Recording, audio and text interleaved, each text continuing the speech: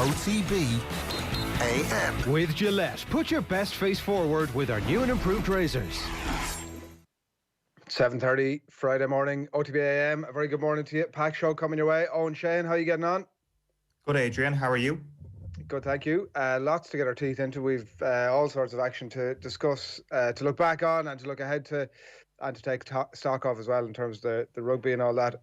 But we have to start really with the game last night. And I was very much struck by the reaction afterwards. On been very much a reflection of the reaction on the pitch during the game, in that, like, Jurgen Klopp seemed somewhat defeated afterwards. He wasn't full of the usual kind of like the spit and the rage that you would tend to get from a manager in his position after a game between two of the heavy hitters in the Premier League. And you couldn't really argue with his outlook, because I mean, he did make a half-baked case at one point during the Sky interview that it was just the quality of the ball in the final third that let them down, but in reality, it was more than that. Yeah, the decisive mistakes is another phrase I've heard him use over the last few hours as well on social media, a couple of clips that have been circulating. Like, it sounds like he would have taken 0-0. I think he actually said as much, that would have been a good result against Chelsea, which is the opposite of what the hallmark was of Liverpool last season, where this has just been such a weird year in that we've got these games between the traditional big six, and we've almost got used to 0-0s and 1-0s and fairly drab affairs, almost like how it used to be maybe a decade ago when things were maybe a little bit duller between the top teams. And then Manchester City and Liverpool started to dominate, and they really went for the throat in these games. So to hear Jurgen Klopp say that they would have taken 0-0 probably sums up where they are this season. They're in a totally different place mentally to where they were at this point last season. And the only remaining question really is, when is the ebb? Like, when is the lowest ebb? Because if there's no certainty that it is now. The real question for Liverpool is, first of all, can they keep all their players? Can they get everybody back fit and start on the front foot next season? And then on top of that, can they add players who will make this team better, make this first 11 better? Because forget about the squad depth at the moment. The first 11 might actually need a player or two to bolster it as well. And we can get into that later on. I know we've got Caoimhe O'Neill from The Athletic on later on to get into that. But there are a number of different questions. But the first one I would have is, when is this actually going to reach its worst point? Well, it's an interesting question. And it struck me looking at Mo Salah last night and his reaction to being subbed off at 30 minutes to go. Like, he's not happy with it. And everybody on the Liverpool side will come out and say, oh, look, what more would you expect? He's a top level player and wanted to play minutes, etc., etc. But that's the type of thing when Liverpool are headed towards or at their lowest ebb, that could have a ripple effect out of this thing. And that Mo Salah's like, listen, Klopp, when the chips were down, you should have stuck by me and you pulled me off in that game. And that was the straw that broke the camel's back. Look, I don't know. We shall see. He certainly could have very dejected figure, Mo Salah. And I do wonder, Owen, about that same question about, if all players were fit and available tomorrow to go back into the team, it wouldn't, in my view, fix things for Liverpool straight away. I think that, like, it's suddenly gone beyond conversations about, like, missing players or putting square pegs in round holes or the tactics or the team selections or whatever it might be. I think that it's, or the high line even, which we'll get into in a little bit. I think that there's a psychological impact now on this Liverpool team that isn't going to disappear overnight, no matter who comes back. Definitely. I think it is a factor. I think that they've had desperate luck when it comes to injuries this season. You can't write that off as an important factor. I think winning the title last season is a massive factor, and you can look at that one of two ways. You can look at it and say that's a fair excuse that any team who's won their first title in 30 years deserves to have a bit of a drop-off, or you can look at that from the Roy Keane perspective and say they're bad champions. I think that is definitely a factor to hang over from their success last season. And then there is the staleness that seems to have crept in certain areas as well. And this might be down to Jurgen Klopp. Does he need to shift things a little bit tactically? Maybe he does. It probably also comes down to over-familiarity in certain positions, and that's probably not the right phrase, but maybe it's over-familiarity when it comes to the opposition and how they analyse the front three, for example. And I know Roberto Firmino has come in for a lot of criticism over the last few months, and like Firmino for me was one of their best players last season, plays such a vital role in this team, but the conversation around him is not going to change as long as Liverpool fail to score goals. An expected goal tally of 007 last night, 0.07. It's just extraordinarily low for any Liverpool team, never mind one of the best teams they've ever had in the Premier League.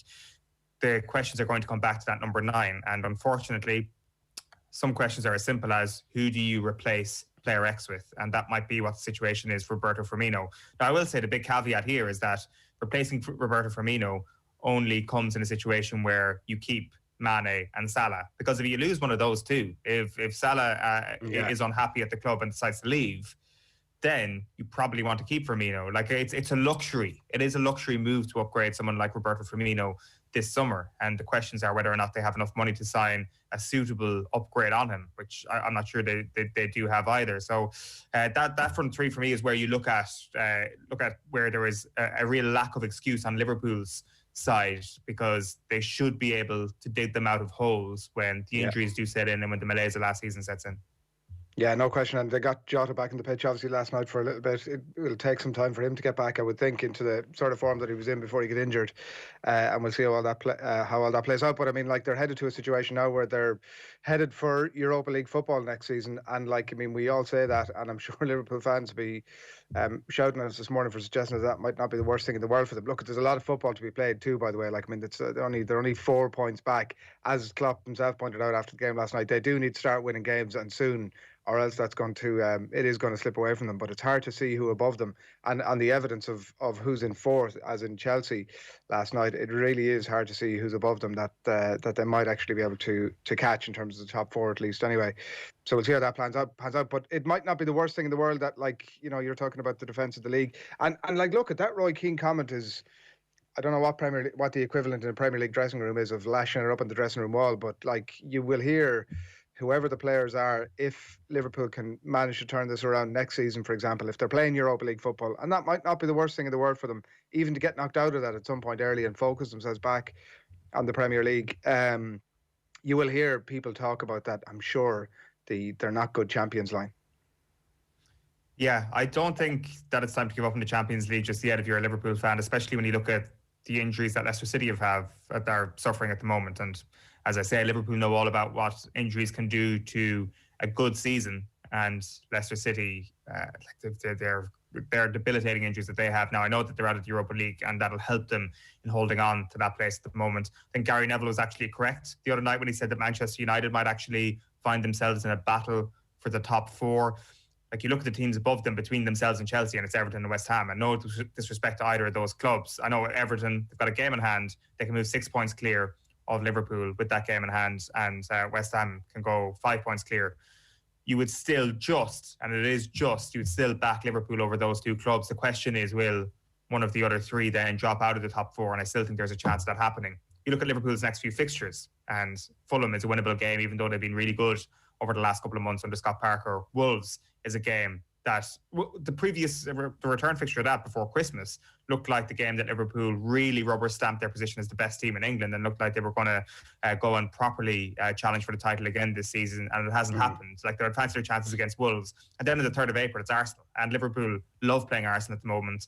They beat them every time they play them, and Arsenal have put up a meek performance against them in the first couple of games of the season this year. So there's a potential 9 points up for grabs there. If Liverpool manage to get 9 points from those 3 games, even if they get 7, you reckon that they might still be they'll be within a closer distance, perhaps, of Leicester City anyway, at the end of that run. And I don't think it's done just yet, but it might not be a bad thing. The question is, will the players like Mo Salah, Sadio Mane stand for playing in the Europa League next season? Yeah, I disagree on United, by the way. I think that they've shown at least fits of form at times in a way that they have a bit of a cushion as well from falling out of the top 4. That I look at, we'll see, but I think they might be okay. We spoke about Klopp. Let's get a bit of a sense of how defeatist he was after the game. Here he is making excuses essentially about the hauling off of Mo Salah with half an hour to go. Just bringing fresh legs. Mo looked today, it's not very often, but Mo looked today just like he suffered a little bit, plays a lot of games, and then you can, yeah, you're right. I could have taken off Sadio, Bobby, that's all clear, but in this moment it looked like Mo suffers the most. What's the other? Oxlade trains really well, so you have to respect that as well, and to show that you see it, these kind of things. And And what was the third one? Yes, yeah, Millie trains really good. We had we lost a little bit of grip in that moment. Like you cannot accept, or we shouldn't get a second goal. So we were not compact enough anymore. So that's why you bring Millie, wake them all up again. These kind of things. From a football point of view, of course, we could have brought Naby. That's clear as well. But it was a little bit about keep them in the game because we needed one situation. But if we let them run through one or two times more often, then we are 2-0 down, then we don't have to think anymore about it. Yeah, that was Jurgen Klopp after the game. We've given Chelsea no credit at all. They're cooking along nicely. Life after Frank, it turns out, is pretty good. And there was one thing that struck me during the game last night that I can't believe hit me. He was coming off the pitch, and I was like, who is it that Timo Werner reminds me of? And it took me about a minute, and then it suddenly clicked on. Timo Werner is Ciarán Kilkenny.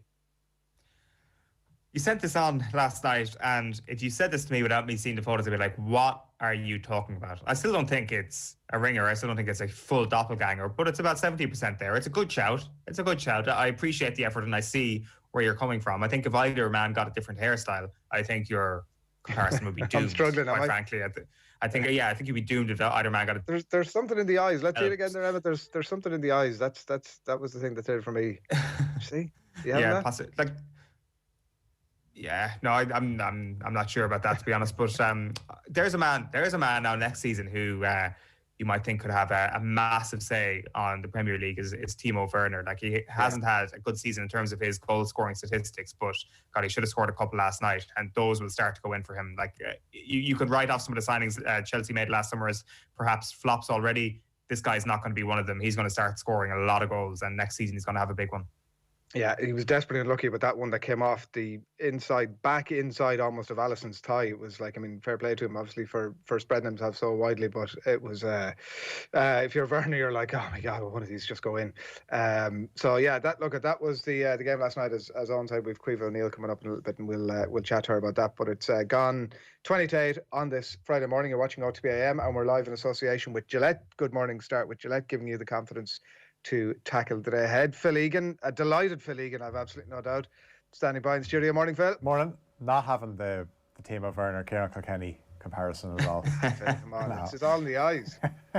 I even my eyes can't convince me of that. But yeah, no, I'd agree with Eoin. I think Timo Werner was just a bundle of energy last night. He gave Fabinho serious problems, and if it wasn't for the equivalent of a toenail playing him offside, I watched that again and again, and you know, you're scratching your head thinking, how is Timo Werner offside for the goal that was chalked off? But that is one of the VAR things. We saw it in the West Brom Everton game as well, and yeah. I think it's. I look at this is not exactly the freshest or hottest take you're ever going to hear, but it really is. And I wouldn't have been at this view before, but it really is starting to impact on my enjoyment of the game. I have to say, like the point, it was actually a really good point made by Ashley Cole and Jamie Redknapp afterwards about he was essentially leaning in a position of trying to gain a bit of momentum over the defender, and now that rule is going to discourage players from leaning into the line to try and get the edge over the defender, and we're going to see. I mean, it'll end up in less actual goals. Whole thing. Well, I mean, the prime example was the Bamford one that was disallowed for Leeds away to Crystal Palace earlier in the season, where he was actually pointing to where he wanted the ball played, and by doing that, he was offside. So yeah, I think Scott Parker actually hit the nail on the head. He was really frustrated with the goal they had disallowed against Spurs. And look, I wouldn't be one of these people that wants to watch analysis of decisions at halftime or after the game, because there's so many different things to talk about in terms of analysis. Say, for example, like at halftime or at full time, you want to talk about how Dele Alli's got back into the Spurs team and he had a hand in the goal. He tried to claim it, but it was an own goal. But the facts there, you look at the goal that Fulham have chalked off, and I don't really know what Mario Lemina is meant to do. He has his hands down by his side. If his arm isn't there, it's going to hit his body. It's not as if his arm gave him any advantage. The ball hit his body. He has his hands down by his side, and it's disallowed. And Scott Parker, as I said, nailed on the head after the game. He just said VAR is taking the emotion out of the game, and that's what it is, because you could score an absolute screamer, and the joy of that, obviously there's no fans at the moment, but a stadium erupts and then you're waiting for the goal to be disallowed. That's what it seems like with decisions, that offside decisions. It's almost like they are going to do what they can to make sure this is given offside. If there's a handball or if there's a goal scored, they want to disallow it. Like the Lamina one was the one that I found so frustrating last night of all the games that I watched. Are Liverpool going to make that top four, Phil? Is it No. going beyond them? I think it's gone. I mean, do you know what? Actually, Liverpool have played a lot of Premier League games on Thursday this season, and it's just getting them tuned up for next season in the Europa League. And a lot of those players that Klopp referenced there, he was talking about Oxlade-Chamberlain and Milner training well. Well, these are the kind of players that will get some game time in the Europa League by the looks of it. But it's just, we've been talking about Liverpool, just the same performance all the time, that he's trying to play in a way that obviously worked last season, but he doesn't have the same personnel at the moment. They don't have the same energy. It's not working. And it looked like maybe the penny had dropped at Bramall Lane on Sunday. He tweaked a few things, but then it was quite clear in the first 20 minutes last night that Chelsea were just going to keep knocking the ball over the top to look for Timo Werner's pace. He didn't score. He could have scored, but I think it just made things so uncomfortable for Fabinho. You may as well just put Fabinho into midfield now and play two centre-halves, because the problem with Liverpool is they're not able to get the ball back. So elite Premier League footballers, if you give them time in the ball and loads of space in behind the defence, they're going to be able to deliver that killer pass. And Liverpool play Fulham on Sunday, and Fulham are just going to play the same way, and they frustrated Liverpool at Craven Cottage earlier in the season, and they'll fancy their chances of getting a result. Can I ask you one very quick one about Tottenham? And I want to get your thoughts on the Manchester derby, obviously, for the weekend as well. But just very quickly on Tottenham last night, and they have Palace on Sunday, which in itself is a one to look forward to. But they beat Fulham, obviously. Gareth Bale this weekend could start his third game running. Dele Alli is back, and they get Harry Kane fit, Phil, and suddenly Jose Mourinho could actually turn this entire thing around. Yeah, I still, in terms of top four, I'm looking at obviously the two Manchester clubs and Chelsea, and I think that fourth place is still up for grabs. Everton did themselves no harm. West Ham are still in there, but Tottenham would certainly give themselves a chance because they have a game at hand over Liverpool. Kane missed a couple of good chances last night. Also saw another side of Kane's game, which we've seen a lot. Doesn't seem to get mentioned that much, but he went down looking for a penalty. VAR intervened and it was chalked off. And this is a thing that I don't like to see. And Harry Kane does it all the time. He dives, and there's no way of dressing it up. It's something that we've seen in his game. In terms of Dele Alli and Gareth Bale coming in, the Europa League looks like a decent shout for them. They've a nice draw on that with Dinamo Zagreb, and I said it the other day talking about Pep Guardiola and his chances of trying to win the quadruple. I still wouldn't rule Tottenham out of that League Cup final next month. Yeah. Manchester derby this weekend, Phil. How big is this from Manchester United's perspective? Not even in terms of catching Manchester City, in terms of saying, listen, we're coming for you. The gap is actually closing, despite what the Premier League table may say. Do you know what? Even if United win, I don't think it'll bother City at all. Like, it'll obviously end their winning run. But we saw this before a couple of seasons ago when City were trying to wrap up the league title and United went to the Etihad and killed the party with a comeback in the second half. And they have been decent at the Etihad in recent seasons, but if they win, I don't think City are going to be quaking in their boots thinking, here come United for next season, because we've seen over the last few weeks United just haven't been very good. Now, they might be able to raise their game for the Manchester derby, but I think all it is, it would just be, in terms of the result, if United can pull off a shock win, all it does is just end City's winning run. City are going to win the league. They're going to walk it. If I was United, I'd be looking over my shoulder at Chelsea, because they look like they could come and finish second. But look, it's a really good chance for Dean Henderson, obviously, to show that he's good enough to be the United number one. I would expect Scott McTominay to come back into midfield and replace Nemanja Matic. and you're expecting an improved performance from United. And yeah, hopefully it's not another 0-0, because these big games involving Manchester United have been dreadful the last few. Yeah. You mentioned, Phil, if they could possibly pull off a surprise here, but it's not happening, is it? Like City all day long, surely. No, do you know what? It genuinely wouldn't surprise me if United win, because they do have the attributes to hurt City. Where watching City against Wolves the other night, if you can just get out, if you can get out of the City press, which isn't, it's not, obviously they hold on to the ball for long spells of the game, but if you can get at the City defence, as good as it is, there's still going to be short numbers there. And you've got the pace of Rashford. Obviously Cavani is a seasoned pro and knows where the goal is, and Bruno Fernandes is the man that can find that space. So yeah, it wouldn't surprise me, but I would still lean towards City. And yeah, it's going to be an absolute walk in the park for City in terms of the title.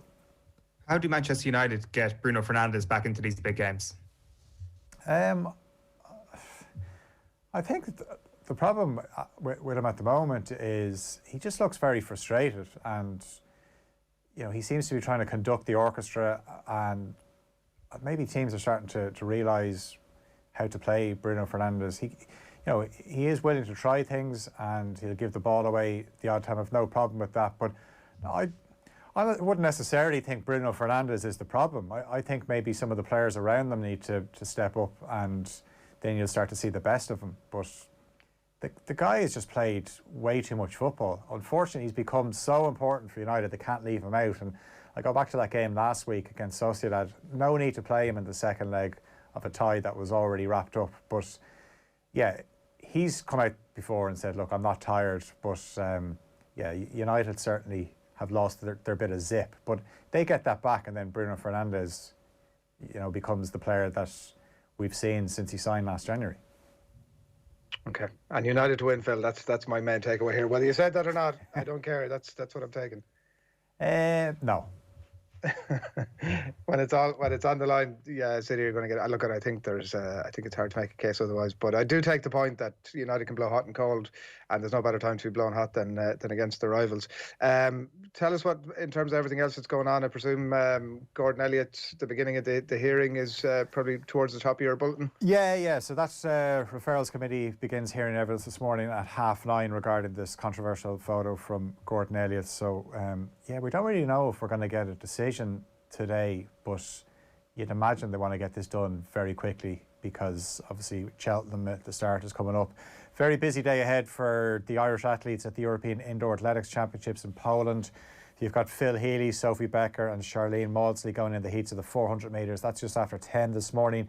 Nadia Power, Schaefer Cleric Butner and Georgia Hartigan will go in round one of the 800 metres. That's at midday. The men's 800 set to start at 5 to 7 this evening.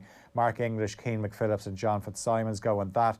Then at 25 to 9, you've got Andrew Koskaran and Paul Robinson going in the final of the men's 1500 metres. They were in their heats last night. We've got Munster and Connacht at Thomond Park in the Pro 14. Rory McIlroy in the share of the lead on 6 under with Corey Connors after round one of the Arnold Palmer Invitational.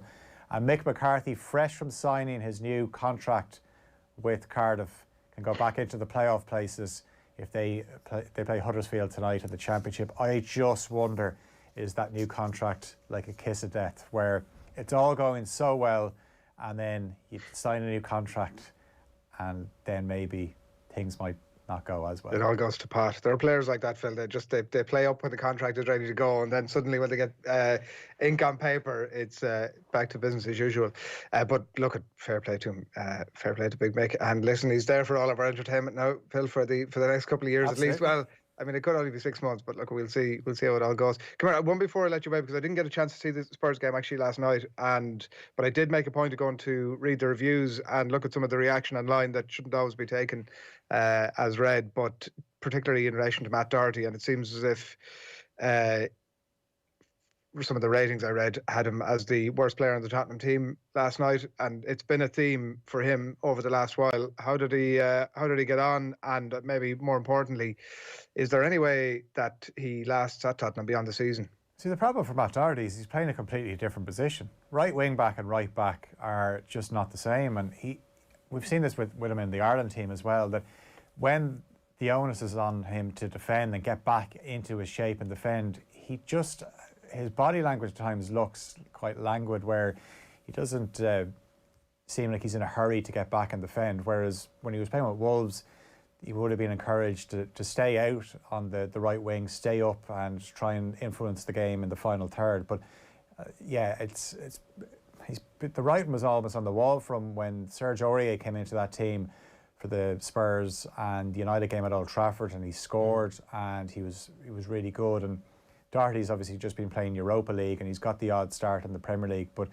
yeah, you can see at times Mourinho gets frustrated with him. So I don't look. It's not a write-off, but I know when the lads had Martin Lipton on the show last week, and yeah, he wasn't exactly giving Matt Doherty rave reviews either. Yeah, we'll see. Hopefully, he can turn it around, and that has a positive knock-on for Ireland as well. But not looking great at the minute. Phil, thanks, William. Cheers, lads. Thanks a lot, Phil Egan, there with all of your latest on the world of live sport today. And here's what's coming up for you between now and 10 a.m. this morning. In just a couple of moments' time, we're going to catch up with Caoimhe O'Neill of The Athletic. We're going to look back on Liverpool's defeat to Chelsea last night and talk about all of that. So if you have any questions or comments for Caoimhe, do get them into us and we'll put them to her in the next few minutes. We'll let you know what's happening across the back pages of the sports sections at around about 8:10 or thereabouts. Cold Cuts will be winging its way to you at just after 8:30 this morning. So we'll find out exactly what the opposite of our hot takes of the week are at that stage. Alan Quinlan will take stock, I suppose, to where we're at on the international schedule at the minute, and obviously some interesting Pro 14 stuff, some really interesting contract news during the week, and we will get his take on that. And again, any comments, questions for Alan, do get them into us. The earlier the better on that. Crappy quiz just after 9.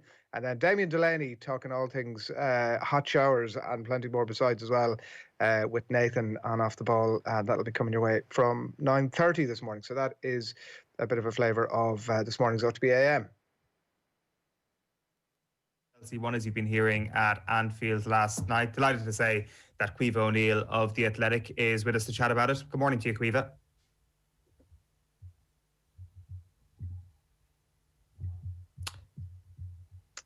Morning, Caoimhe. We appear to have just lost Caoimhe there. Can you hear us, Caoimhe? Hello? Sorry. Hi, Caoimhe. How's it going? My internet connection's unstable. A little bit like Liverpool at the minute, I guess. Just another defeat. Pretty woeful from Liverpool. It was only 1-0, so you can take some slight positives, I guess, from that. But Chelsea looked like they could have scored many, many more goals last night. And I don't think the defence was necessarily Liverpool's worry last night. It was the attack again, no shot on target until I think Gini Wijnaldum's header, which never looked like doing anything. And that was late on, about 10 minutes from the end. So just not another not very good performance from Liverpool at home, the 5th defeat in a row, which is just unacceptable for a team of Liverpool's stature, for a team who are currently champions. I think, for all the injury woes and, having no fans in the ground, there's a lot of reasons why things aren't going right for Liverpool at home, or just indeed in the last couple of months. But I do think at the end of the day, there's a lot of good players there, players good enough to be, putting in better performances than that. And it was just another confusing sort of scratch your head kind of night from the champions. Do you fear that the slide is going to continue before things get better? There's a good game at the weekend coming up. That's at home. You can put that right against Fulham. I think, like Liverpool did against Sheffield United. But again, these are teams battling out for relegation or already look, like their face is sealed. So, Liverpool have got to put in a strong performance now and just show, what they're about, but they haven't been doing that. And the Champions League spaces now do look far away. There's teams above them.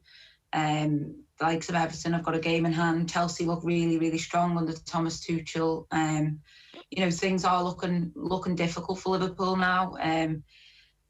It's difficult to say whether they can pick it back up. Because this is a team who this time last year we were all singing the praises, and the year before the same again, even the year before that, so rightly so. We should back them to be able to do that, especially under Egan Klopp. But you know, that form at the minute just isn't good enough. And you know, Liverpool need to fix things and quite quickly. You know, I think, like as I mentioned at the beginning, it's, you know, you're always kind of worried going into the game about the defence and how that's going to pan out, but it's the attack that has needed to bail Liverpool out. And since that 7-0 win against Crystal Palace, they just seem to have, it's just been hit and miss, hasn't it, really, and mostly missing. And, you know, a lot of them haven't been on target, which is a real big problem. One of the parts of that problem is Mo Salah, who hasn't looked brilliant in recent weeks, shaking his head as he walked to the bench last night. I think Jurgen Klopp before that was screaming at him to track back and help out defensively, and Salah's reaction wasn't great, and the initial reaction then from the bench was to take him off. Has that been a theme in recent weeks, Caoimhe, Klopp's unhappiness with Salah? No, I don't think so. I mean, Salah's Liverpool's top scorer this season. He scored a hell of a lot of goals again. You know, his record speaks for itself.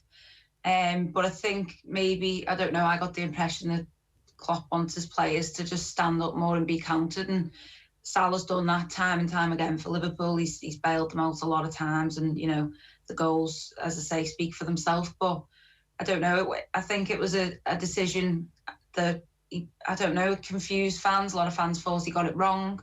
To bring Salah off. Obviously, you think Jota was always going to come on, and he was the one bright spark, I guess, from Liverpool's night. But you know, again, it was sort of just a weird sort of mix of substitutes. I thought from Klopp. I think you bring Jota on a half time. Maybe Naby Keita wasn't quite ready to return, but it just felt like a game that needed a little bit more in midfield, and you know, that's what we're meant, I think, with Fabinho playing further back. But then Chelsea were in behind so often that if Fabinho wasn't there, I do worry the scoreline might have got away from Liverpool sooner. But you know, Salah's professional, and I think he'll just crack on and get on with it now, won't he? And Klopp said after the game, you know, his intensity wasn't quite there, and he didn't want to risk him. Which, you know, I think a lot of people were confused at, but, you know, I think it's good to see when Salah gets mad to go off. I think it's like in the past, this has happened with Mane as well. You know, they don't want to come off the pitch because they want to score goals, and I think that's the kind of hunger you want. And maybe in a kind of way, this will work out for Jurgen Klopp and Liverpool.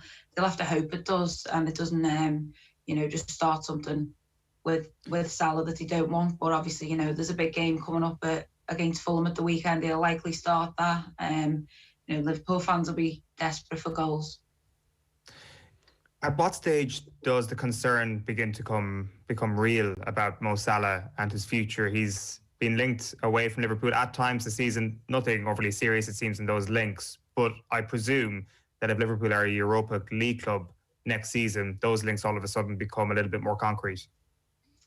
Yeah, I guess so. I mean, there'll be players wanting away. It looks like Gini Wijnaldum's probably going to leave Liverpool, doesn't it? But it's, you know, it is interesting with players like Salah. Will he want to stick around and you know, and fight it out in the Europa League or even without Europe? And I don't know what it is a difficult thing for a lot of players. Probably the likes of Thiago's come to the club, you know, expecting that Liverpool are going to be playing Champions League football, but then their performances haven't been good enough for Liverpool to be playing Champions League football. So you can't, you know, you can't almost sort of use that as your excuse to leave if you are going to leave. But you know, I think Salah's pretty focused. There was a little bit of a, you know, he was disappointed last night, but I think he'll get on with it. If he does look to leave in the summer, then you know that'll be a massive loss to Liverpool, because his goal scoring record is that good that you know, he can keep on breaking records for Liverpool, you know, and get as close as he can to Ian Rush's all-time record. That's how good Mohamed Salah has been for Liverpool. So to lose any one of those front three, I think would be a loss. But then, you know, Firmino's performance again last night was hit and miss, and you thought he was the player likely to come off for Jota, but, you know, Klopp stuck with him. I think, like you mentioned, for that defensive side of the game, he at times looked like he wanted to press a little bit more than others. But again, it wasn't the same full-on Liverpool we've seen in the press. And I think, when you're playing that high line, you need to press. And the pressing was there a little bit, but it just seems they've taken a real knock to that giant mentality that they had, and they're just struggling to climb back up that hill. But yeah, as for people leaving in the summer, I wouldn't. Liverpool fans might be thinking into that now, but that's one for a couple of months' time, isn't it? A few months' time. Even without Europe, that's kind of a tricky thing for Liverpool financially. We know all that, but then as well, it's kind of like you've got the run on the league. But as we've seen this season, nothing is easy. Just on the defensive side of it then, Caoimhe, I know Jurgen Klopp was asked about it afterwards last night, and he said about the poor defensive performance, and he said it was the quality of Chelsea, which seemed like a bit of a stick and plaster response to what is maybe a deeper problem, and particularly in relation to this high line. It seems remarkable that like given that what went on last night, and the Werner offside that was like by his fingertips, that was desperately unlucky obviously on his side, which could have made the result obviously a little bit worse as well. Any indication from him that that's something that he's likely to change at any point, or is he just so far into it now that he's just going to tough it out? It is that sort of time now that it's become a question again. At first, when Van Dijk got injured, it was like, that was sort of where the trouble was almost. Well, I think before Van Dijk, to be honest, obviously the Aston Villa game, they exposed Liverpool's high line for all it was, and that was felt like an anomaly. But looking back now, there was probably a lot we should have really thought about that game now. But I think in terms of changing the whole system, that would probably be, something he's already been looking at maybe doing. But it's such a big thing to do, and it's a big decision, and it can't guarantee results. And it's the way they've been training for the past few years, and it's just changing all that. But there have been slight tweaks to it. But again, it's whether Klopp needs to just go, right, we need to do something completely different. But you wouldn't imagine that will come against Fulham. It probably should have came last night against Chelsea, given the Thomas Tuchel just seemed to tell his players to hit the ball over the top, and that worked wonders, didn't it, for them, albeit they only won by 1-0. But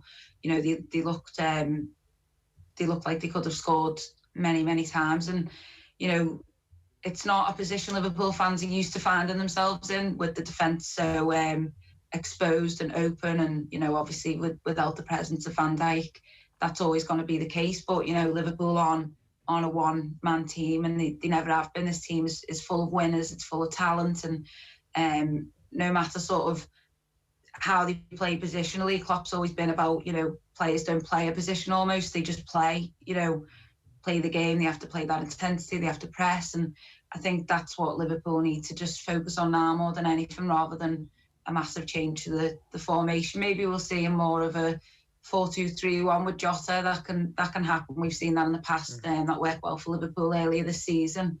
So maybe a return to something like that. I think defensively, the high line, maybe it could benefit massively. I think all of us from watching, knowing that it could come back 5-10 yards, and that would leave Liverpool less exposed, especially because the midfield don't seem to be doing the job that they usually do when the high line is so high. And they need to be pressing much better, and they're not doing that at the minute, and that's a problem for Liverpool. Yeah, and like even in relation to that in terms of the high line, like even you would have had a situation from which the goal came last night, where a player like Trent Alexander-Arnold, I know you wrote a piece about him on the Athletic during the week, would have possibly snuffed that out. But even listened to Ashley Cole last night, he was very critical of him in the TV coverage. He said that he poor positioning, poor anticipation, not driving out quick enough, poor decision making, lethargic, not great labels from a player who knows the position, obviously. To be talking about Trent Alexander in that regard, he did look all of those things. What's your sense of that? Is that like is there almost an element with some of the players that they themselves have acknowledged that the line is too high, and they're a bit maybe wanting to change that themselves? Or what's your sense of his form at the minute?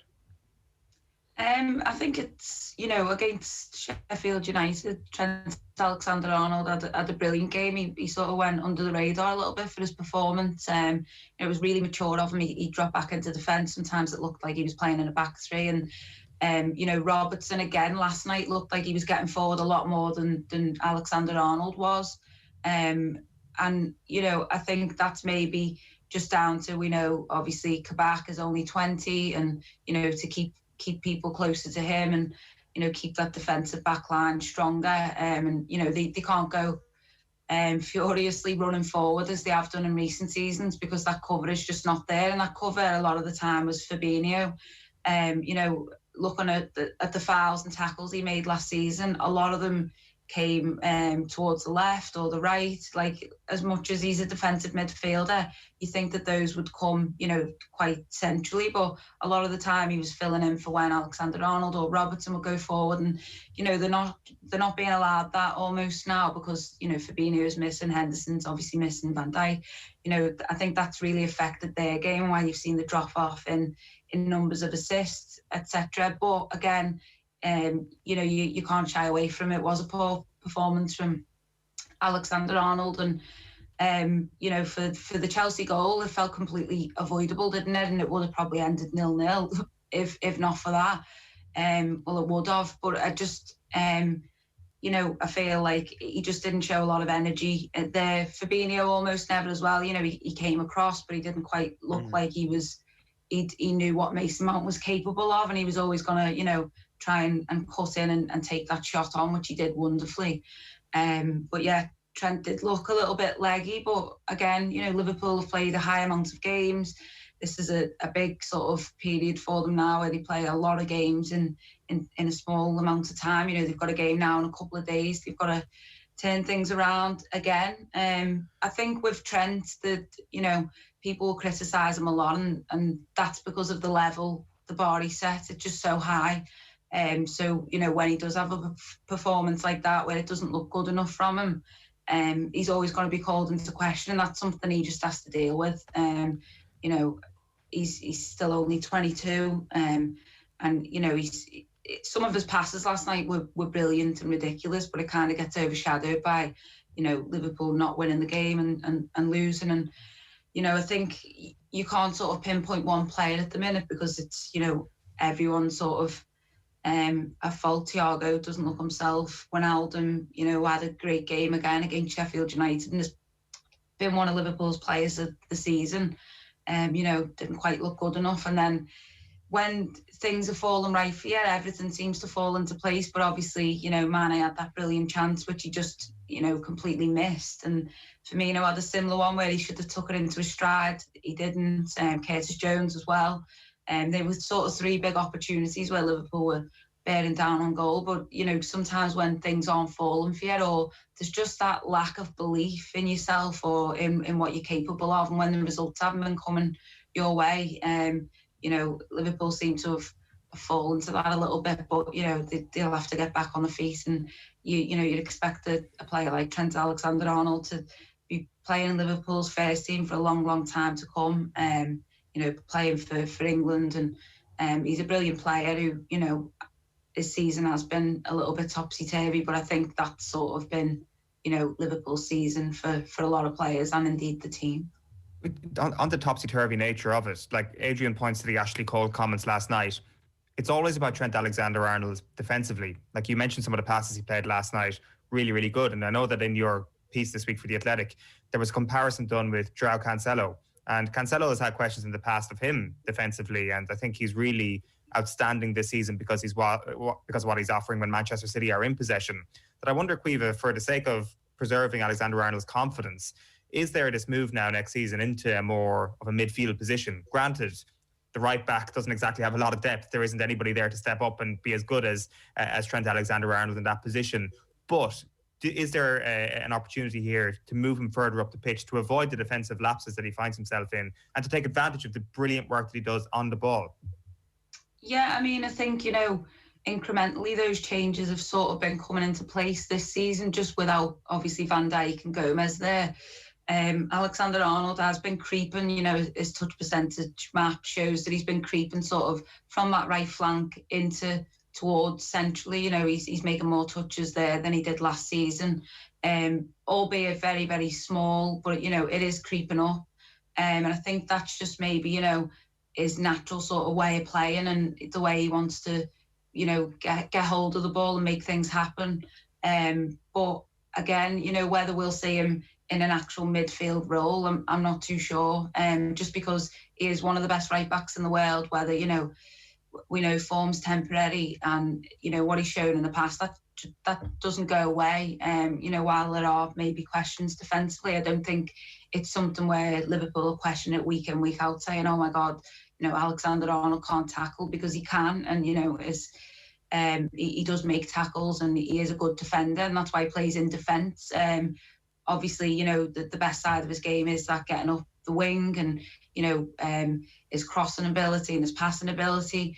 But, it has always been the question around Alexander-Arnold, whether he will be able to go into midfield. And, that's the place he started playing. He got moved to right back when he was younger. And, it does feel something that is inevitable. But then at the same time, again, why would you move your best right back and one of the best, right backs in Europe to the midfield? And then that becomes a sort of like, how do you revolutionise then, like how Pep Guardiola's done it with Cancelo, and, we've seen players like Marcelo do it in the past, where, they're playing at right back, but they're just cutting into midfield, and, they're just going for it really, and they're taking control of the game, they're driving into there.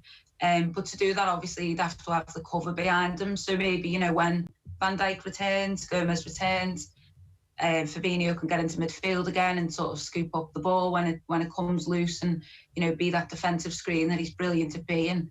Then maybe we'll see Alexander-Arnold's role really, hit the heights and start moving in a different direction.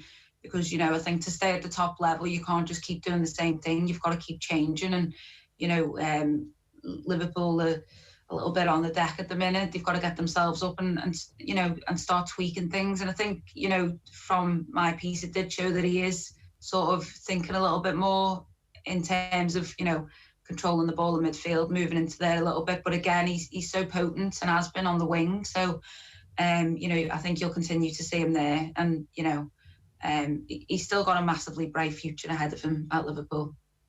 Yeah, and as one commenter on Twitter here, Dirty Harry says, one other factor to consider from last night, Chelsea were brilliant, which of course we haven't given them half enough credit for either.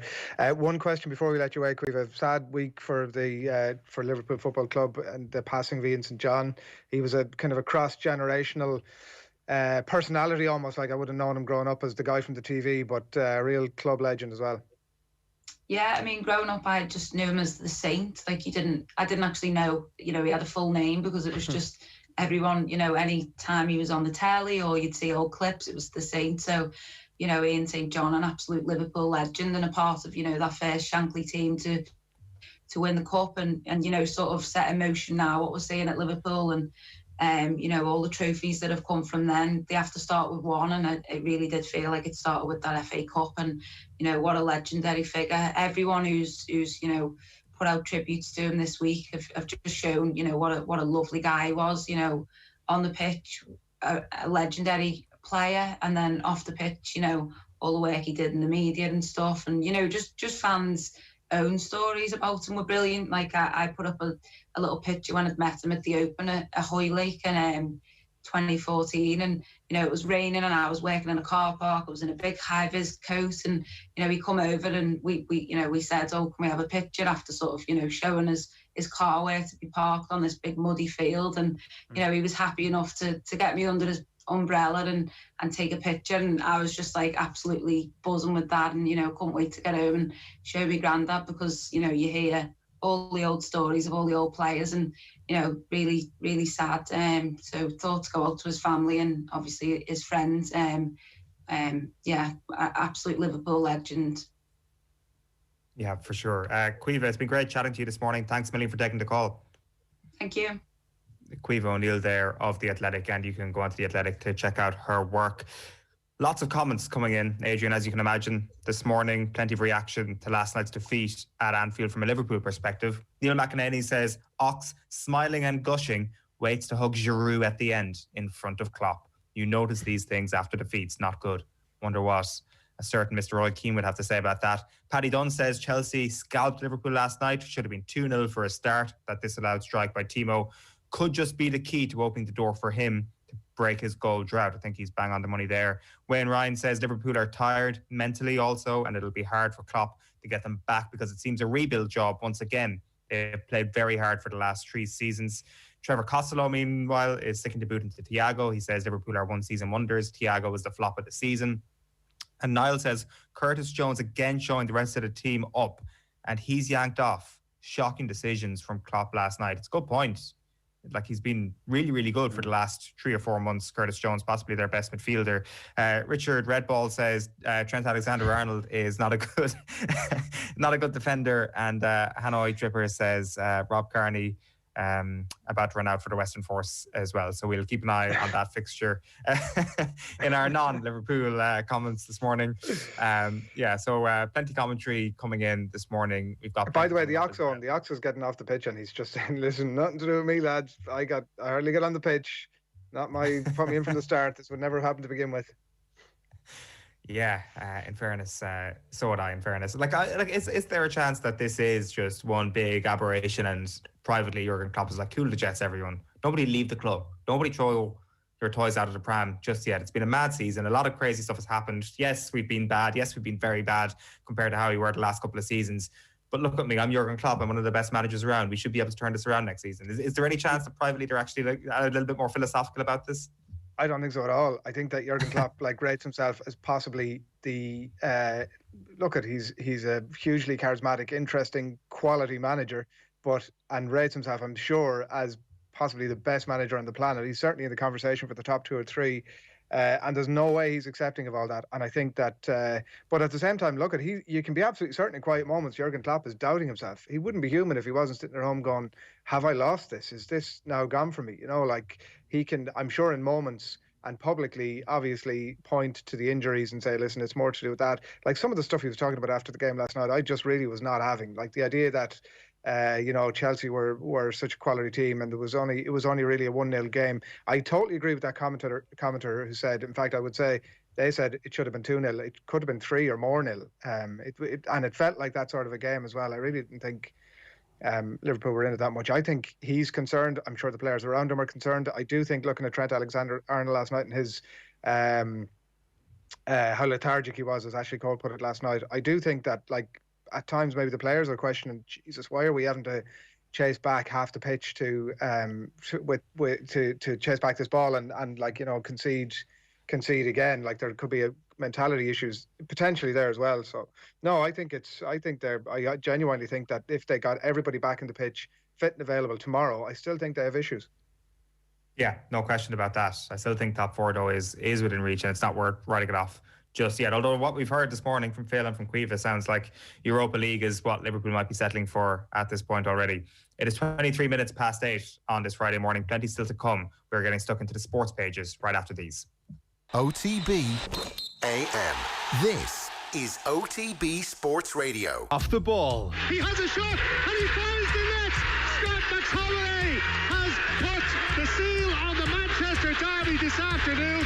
Scott McTominay makes it Manchester United 2, Manchester City 0. The Manchester derby takes centre stage and Off the Ball this Sunday. Kenny Cunningham joins Nathan Murphy on commentary for the Etihad Showdown. Before that, we'll bring you Liverpool's clash with Fulham. It's Brian Kerr with Stephen Doyle calling the action at Anfield. We'll have the paper review too, as Dan McDonnell and Ryan Nugent look through the back pages with Joe. That's all to come on this Sunday's Off the Ball. Off the Ball. Don't miss a moment of the action every weekend from 1 p.m. on OTB Sports Radio. Listen live on the OTB Sports app. I got into cycling with the AXA community bike rides before lockdown because I had a bad knee and I needed a weight-bearing thing, and I went back on a bike and discovered this thing where you can go small groups, local volunteers lead them in your county. Nothing more than between a 10k and a 40k, never anything bigger than that. And it's just about meeting people who enjoy cycling with you. They keep to the same pace that everybody else is in the group, and it's just a brilliant way. It's like I liken it to park run for cyclists. Really, I think it's a brilliant initiative, and for companies like AXA, you can see the impact kind of any sort of physical activity will have on people. So to have companies like that support initiatives like that, like the park run was brilliant.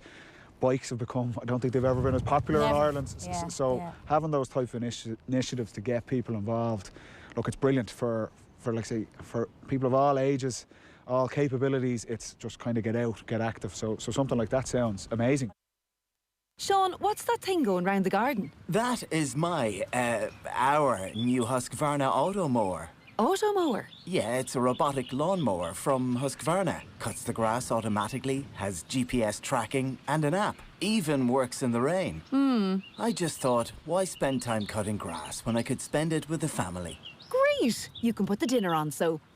No can do, love. Have to paint the man cave. Husqvarna Auto Mower. Never mow again. Learn more at husqvarna.ie.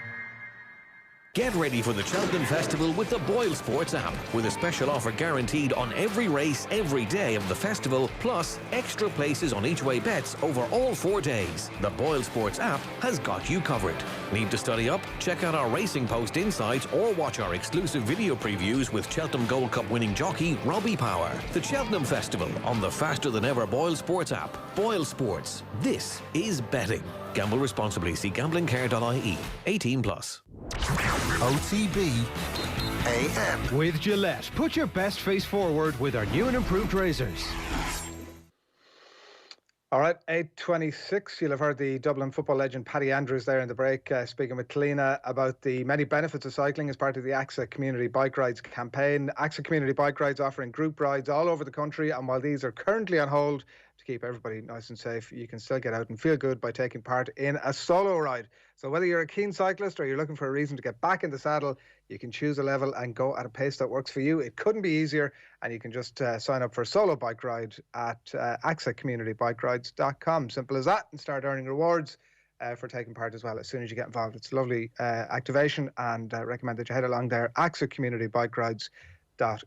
It is 8:26. We're going to give you a bit of a sense of what's happening on the back pages and on OTBSports.com as well this morning. In a story there, the men's splash story that we're going to come back to in a few moments' time, the ex-City chairman David Bernstein. It's dreadful that Roy Keane is accepted in football. He really hasn't got over the Alf Inga Haaland tackle and the reaction to it as well. So we'll come back to that in just a little bit. Also, some reaction from the Liverpool-Chelsea game last night, and plenty more besides as well there on OTBSports.com for you this morning. And across the newspapers today, the Irish Times has cracking Mick McCarthy in 8 Lives grid on its front page as he's set for a grand old time at Cardiff. Says Emma Malone there. That's the Irish Times this morning. A reaction to Chelsea-Liverpool last night as well, and plenty more. That's the Irish Times. In the Telegraph, there is news there about David De Gea's absence giving Henderson a big United chance. United goalkeeper, writes James Ducker, Dean Henderson, given the chance to boost the prospects of becoming the first choice keeper at the club, with David De Gea to spend several weeks with his expectant partner. So that is on the Telegraph for you this morning. Elsewhere, the Examiner, clinical Chelsea add to Pool's mounting problems, if you get it there. McIlroy follows Tiger recipe for success en route to a 66 at Bay Hill, and reaction to the contracts from the RFU during the week. Down for the Mount is the Mirror for you this morning. Reds get the blues, and more reaction to Chelsea inside as well. Trainer Elliott to learn his fate too. That's in the Mirror. Elsewhere for you, in the Sun, beginning of the Hend, Dean's 6 games to shine. That's Dean Henderson getting his chance at United. And Cop Rot, more reaction from Anfield last night. In the Star, bunch of 5s. Mount condemns Cop to 5th loss in a row. IHRB to rule on Gordon today. And Barry's a belter after 35 years. A story that we'll come back to mention in just a couple of moments in relation to Barry McGuigan. David De Gonner, whatever way you want to word it there. This is an exclusive that appears on most of the pages this morning from Chris Wheeler, that Henderson, now number 1 as Spaniard, heads for home. GA quandary as North nears training return, writes Philip Lanigan as well. That's the Mail. And the Herald, Reds get a dose of the blues. Derby danger on the cards for United, as Richard Dunn writes inside. That is for the Herald. And the Irish Independent this morning, Elliott braced for D-Day with future on the line, and GEA make TV broadcast plea. This is the GEA trying to protect their coffers over the next little while, the story that we'll come back to in just a couple of moments' time. But to mention the story on OTBSports.com for you this morning, this is David Bernstein. He's disgusted on that, and this is an article that Arthur OD has written up on the website this morning, but it's come originally from a piece in The Athletic. Former City chairman David Bernstein stated his belief that Roy Keane should have no place in football after his infamous tackle in Alfing Haaland 2 decades ago. He says, I think, frankly, it's dreadful. He's accepted in football the way that he is, says Bernstein. After doing something like that, I think it's absolutely appalling. Whenever Keane turns up on television, I switch off. I just won't watch it. I'm appalled that he's still involved in football. It's just not right. Yeah, and he goes on to quote, obviously, the very famous "take that, you so-and-so" line. He said, it was done in cold blood. It was a cold-blooded incident. I've never forgiven Keane for that. From a personal point of view, that was the worst individual thing that I've been directly involved in, and the worst thing I've ever seen on a football pitch. As a human being, it was an awful thing to see. It's a bit of a bolt from the blue, I suppose, would be the first thought about this, that you kind of thought that everybody had made their peace about that, including potentially the 2 protagonists involved. There's still obviously a huge question mark over what part that challenge as horrific as it was, and there's no point in saying anything else. It was one of the, if not the most horrific challenges you're ever likely to see. It remains in doubt as to what part it played in the ultimate retirement of Alfing Haaland from an injury on the opposite leg. But I mean, that's not to say it didn't play a part. But a bolt from the blue here on David Bernstein is was not something I was expecting to read today, I have to say. No, 20 years on though, and it is a hook ahead of the Manchester derby this weekend. And also the big hook around it is Erling Haaland becoming, and is about to become, one of the best footballers in the world. That when you think about it, and you think when you're explaining the story of Erling Haaland to anybody, it's hard to not talk about the fact that his father is somebody who played for Leeds United and Manchester City, and is the person at the receiving end of probably the most famous challenge in Premier League history. So it's probably going to get spoken about quite a bit over the next little while, especially if Haaland ever does come to the league. Like, imagine if Haaland does sign for Manchester City or Manchester United, like, assuming this has no part to play in it, ahead of the first Manchester derby. Like, the press officer is going to be, can we just stick to questions about this weekend, please? Can we just stick to questions about this weekend? I don't think this is going to be the last time we see this story brought up over the next couple of years, to put it that way. And there is going to be an opportunity. There is going to be some point where he does come up against Manchester United in the Champions League at the very least. So is it ludicrous on the idea that we should all be disgusted, and Roy Keane, like, look at it's been a week where in this country there was obviously a huge reaction to an incident early in the week, and I think as the week has gone on, people have begun to see the side of nuance and forgiveness and second chances and that kind of thing. It feels slightly ludicrous that Roy Keane should be out of football to me. Like, I mean, I think that he made this challenge. He isn't all that contrite about it, obviously. I mean, I don't know what his latest take is, but certainly when he wrote his book not that long ago, the last number of years, he wasn't in the slightest bit contrite about it and wanted to get his revenge up nice and cold. And it was a horrific challenge, but so it's not even about forgiveness or second chances, because that's not necessarily something Roy Keane is looking for. But it does seem as if it's been addressed. He's not willing to be contrite about it, and it would be an incredible thing to banish Roy Keane from the world of football for. Yeah, it would be. Like, Daniel Taylor's written this piece, and he's spoken to Eamon Dunphy, and just a passage from the article here. Dunphy has always been willing to accept that he used his own artistic license on the relevant book passage. Keane did read it back, ticked it off, and approved it to be published in that way. But it is important to remember that it was Dunphy's use of language that made it sound like a scene from a Martin Scorsese film, which is a great way of describing it. Dunphy says it was a ghosted autobiography, so I put in the quotes and attributed them to Roy, and that cost him dearly. I was sorry I got Roy into trouble and that he faced a charge from the FA and got punished quite severely. And he did get punished quite severely. It could have been more severe, is the only thing. Like, you're always going to have someone like Bernstein. Hang on a second. Is he saying that one of the most famous quotes in football of all time was now not actually a quote at all? Like, is he saying that he entirely invented? The language is a bit flabby in that, like, is he saying that he invented the entire quote himself and Keane signed off on it, or it was loosely the tone of what he was saying? He doesn't specify, but yeah, that's what he said. He wrote the book. Keane signed off on it. That's the way it goes. I'm sure Keane holds the vast majority, if not all of it, all the opinions dear to his heart, and believes everything that's in that book. There's No question about that.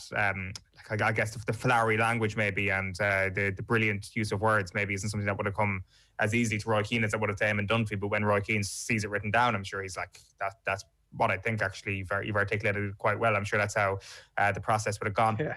Like he wasn't saying no. That goes entirely against how I feel.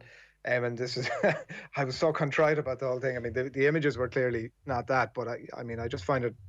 Yeah, look, it is what it is. Yeah, it's interesting what happens over the years afterwards, but just on the punishment and I guess the lawsuit that could have been brought against Roy Keane at that time.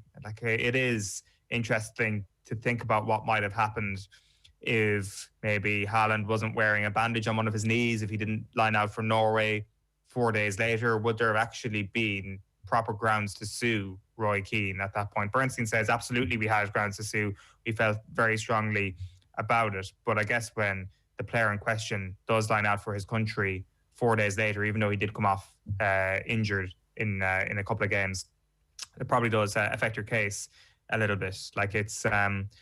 There's a few different sliding doors moments in this entire story where you wonder how things might have gone differently for sure. But it's going to be interesting to see if this does play into where your man's unbelievably talented son ends up. Does that play a part of your Alfinga? He doesn't like to talk about it anymore. So I don't think he's ever been willing to think about it, to talk about it. I think if Roy Keane was still involved at United, is that what you're saying? Would this play into his decision as to if he was thinking about going to United? Would he suddenly say, "No, I'm not going because of that"? I'm just asking the question. Could it possibly play into it? I presume it would have a very small part to play, if anything. It is his dad. I'm sure his dad is still affected to it to this day, considering he doesn't talk about it.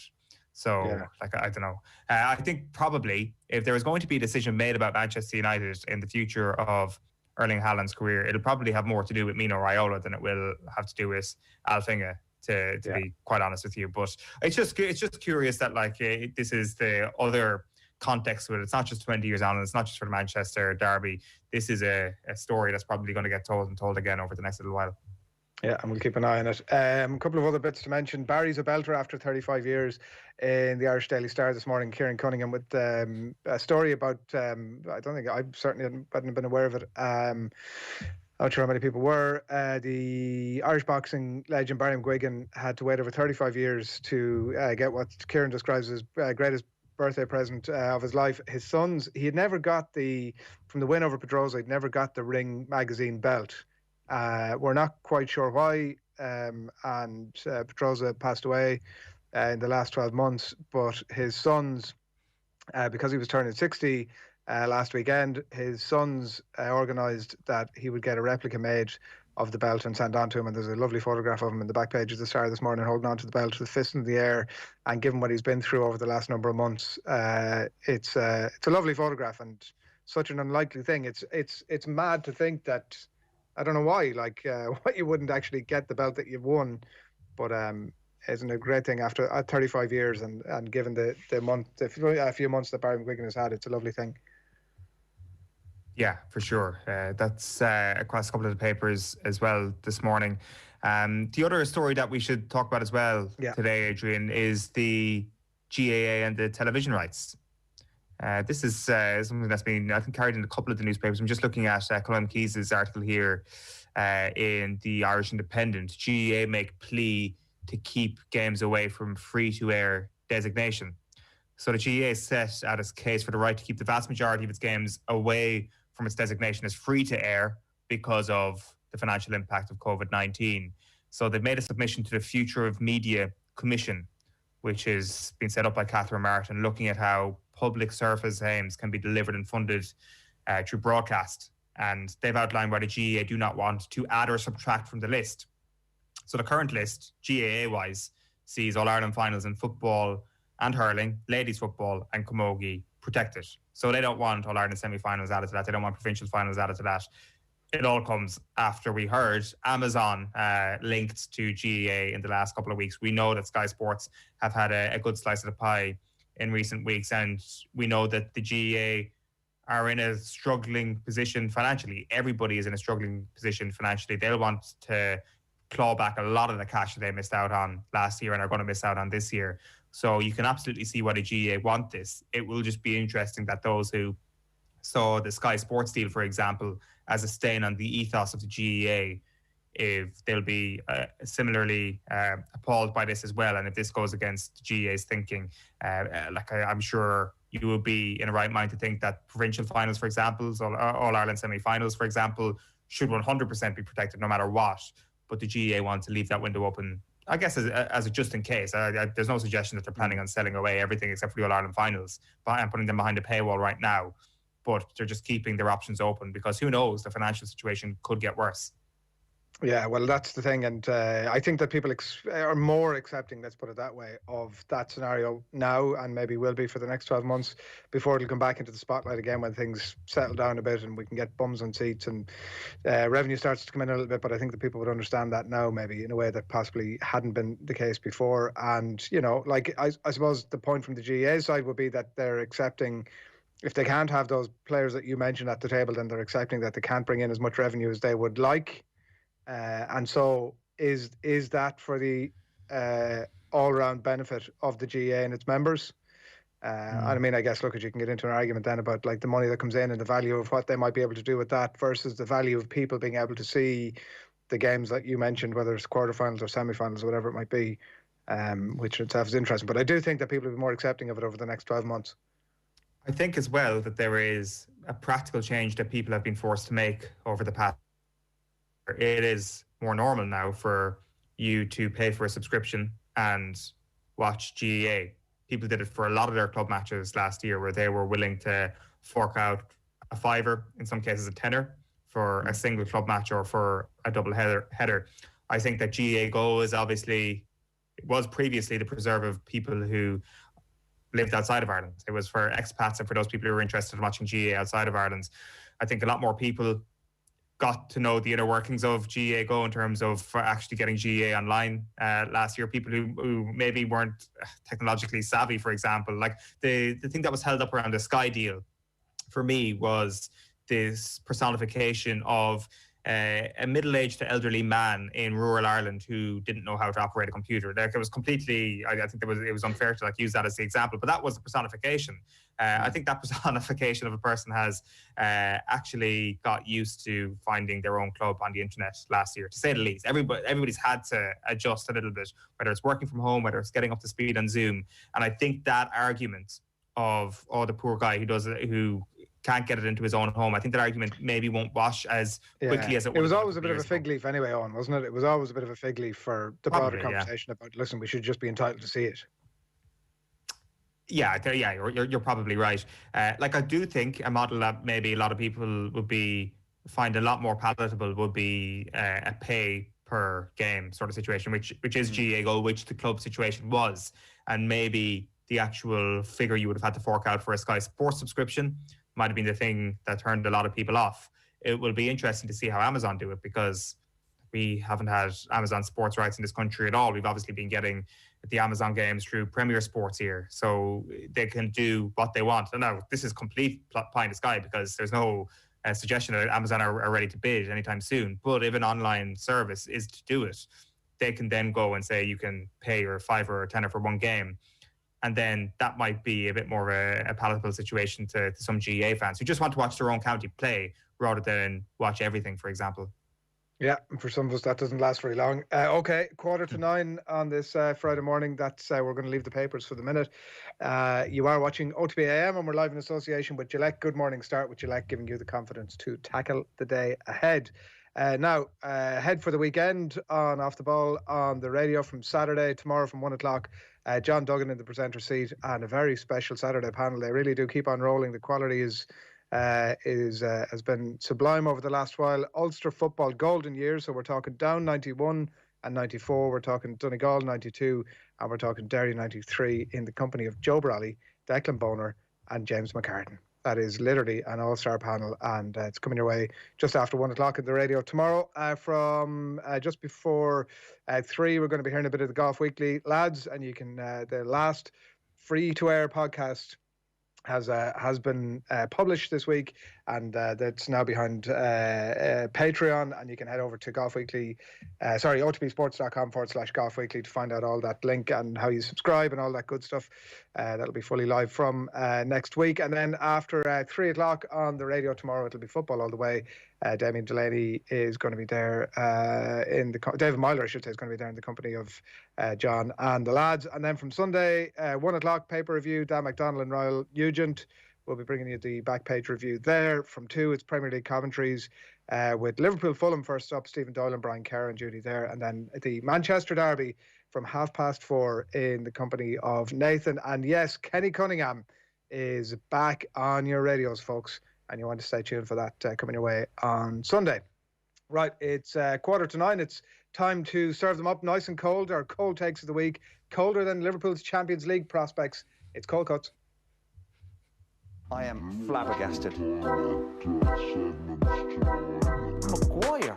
And De Gea. Shocking. I'm disgusted. Maguire. And De Gea. Get close to people. Move your feet. Move your feet. Maguire. And De Gea. I am flabbergasted. I'm not too happy with all that, no. Maguire. I would be swinging punches at that guy. De Gea. Swinging punches, swinging punches, swinging punches, swinging punches. Maguire. And De Gea. I'm fuming here watching this game of football. All right, here in Cold Cuts, we like to stick to a theme of the week, Eoin, as you know too well. And this week, it's stuff that really matters. It's as loose as that. Really, really matters. And we're starting with big financial matters at Old Trafford this week. Revenue for the year, Eoin, is down 7%. Debt is up 16%. Profit is down 7%. These are big things. They're 14 points off Manchester City in the league. But there is hope, as you can see from football writer Rob Harris here. Fastest growing following of any football club on TikTok. Oof. It's big news. Oh, this is absolutely huge. This is Manchester United are known for not completely ignoring social media when it comes to pretty significant decisions like Paul Pogba's transfer. Cherry on the cake, the Paul Pogba transfer after his incredible array of skills was his social media following. Now, I am aware of a couple of annoying TikTok accounts, and that's generally what tends to come from that social media platform. I'm not aware of a Paul Pogba TikTok account. So could this spell the end of Paul Pogba's time at Old Trafford is the question I would initially have here. Yeah, well, you say the cherry on the cake. I think a lot of people would say that was the cake itself, as it turns out. So that's number 4 this week's Cold Cuts. In at number 3, it's more stuff that really, really, really, really matters, and it's a United old boy, Lukaku, who's been tearing it up on in Serie A. I'm sure you've paid close attention to this. Ladies and gentlemen, February's Player of the Month, Romelu Lukaku.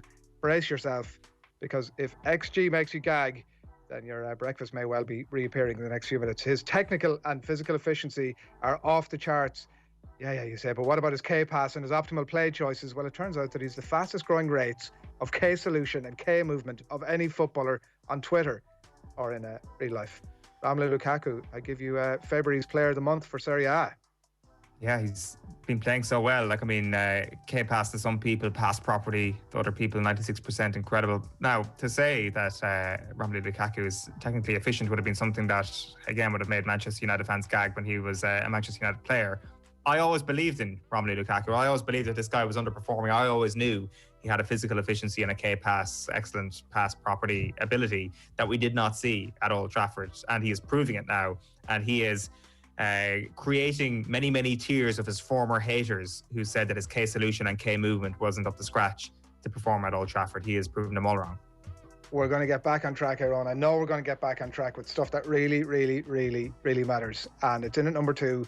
It's Jack Grealish. He's been addressing his own game. He's an honest to goodness, socks down, old school player, right? I just try and take little bits really out of his game, because although I had a good season last year, if you actually looked at it, like my big chances created and weren't as high as other people in my position. And now this year, my expected assists I think is the highest, and my big chances created is up there as well. So that's what I wanted to improve on. And it's JG and his BCC and his XA, and they're all trending in the right direction. Not to mention his K solution and his K movement off the charts. Yeah, well, this is interesting actually in the context of what happened a couple of weeks ago, that the injury to Jack Grealish essentially inspired Dean Smith to come out and ban all of his footballers from playing fantasy football, and then subsequently went out and said, I live my life in reality, not in the fantasy world, which a lot of people who are invested in fantasy football actually took issue with.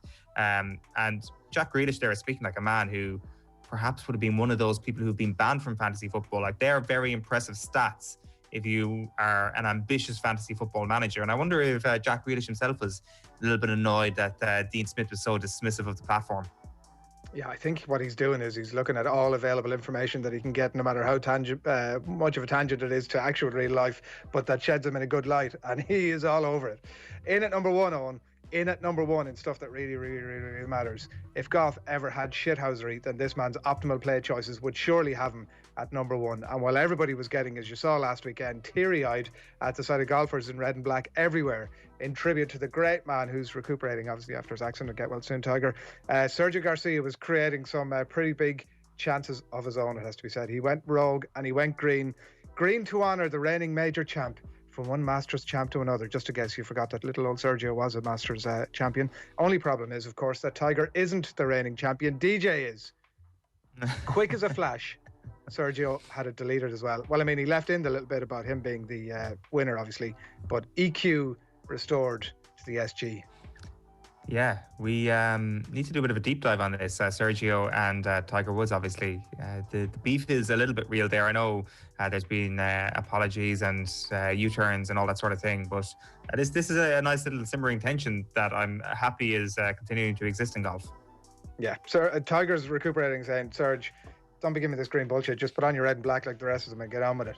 But that is number one. That is number one on the list. But finally, we really couldn't have left it this morning. And speaking of tweets that you really wish that you would rather not send, we all know there's so much fake news out there. There's, the mainstream media owns not to be trusted. If anything we know of the last 12 months, 2 years, mainstream media not to be trusted. Ranty journalists who haven't got a clue what they're saying and, thinking that their XG is worth listening to. Well, one such loudmouth, I can assure you, only got his comeuppance this week. Not Gavin Quinny from the 42 who tweeted this article with Ireland's greatest player and all-round legend Robbie Keane. No. Cast your eyes south to the guy weighing in with what a bizarre read. Ranty journalist alert. How dare he attack Owen, our record goal scorer. All-round nice guy, just in case I hadn't mentioned that, who would have, he'd have had a better K solutions than Lukaku if that existed when he played. But at least our Ernest Hack got a proper XL when Robbie, the legend's wife, called him out in it, and all was well. Bloody journalists. Yeah, dead right. Great piece. I'm on Claudine's side here. The absolute negativity that goes around on social media is disgusting. So justice for Robbie, justice for Claudine. Adrian, keep your opinions to yourself next time. That's Goal Cuts. I am flabbergasted. Maguire. And De Gea. Shocking. I'm disgusted. Maguire. And De Gea. Get close to people. Move your feet. Move your feet. Maguire. And De Gea. I am flabbergasted. I'm not too happy with all that, no. Maguire. I would be swinging punches at that guy. De Gea. Swinging punches, swinging punches, swinging punches, swinging punches. Maguire. And De Gea. I'm fuming here watching this game of football. All right, it's gone 10 to 9 on this Friday morning. And a reminder, before we chat to Alan Quinlan about all things rugby, a reminder that across OTB Sports Radio today, it's a stacked schedule and available to listen all day long on otbsports.com/radio, or indeed, much easier if you head along to the OTB Sports app, download it now. And here's what's coming up over the course of today from midday. It's the Classic, and the subject of that today is the Brawl. Live Paddy Power half hour, marking your card for the weekend's football with Ger Enda and the lads from 1:30. 3 o'clock is Friday night racing, and then at 4, Team 33's legend this week is Mark Kinsella.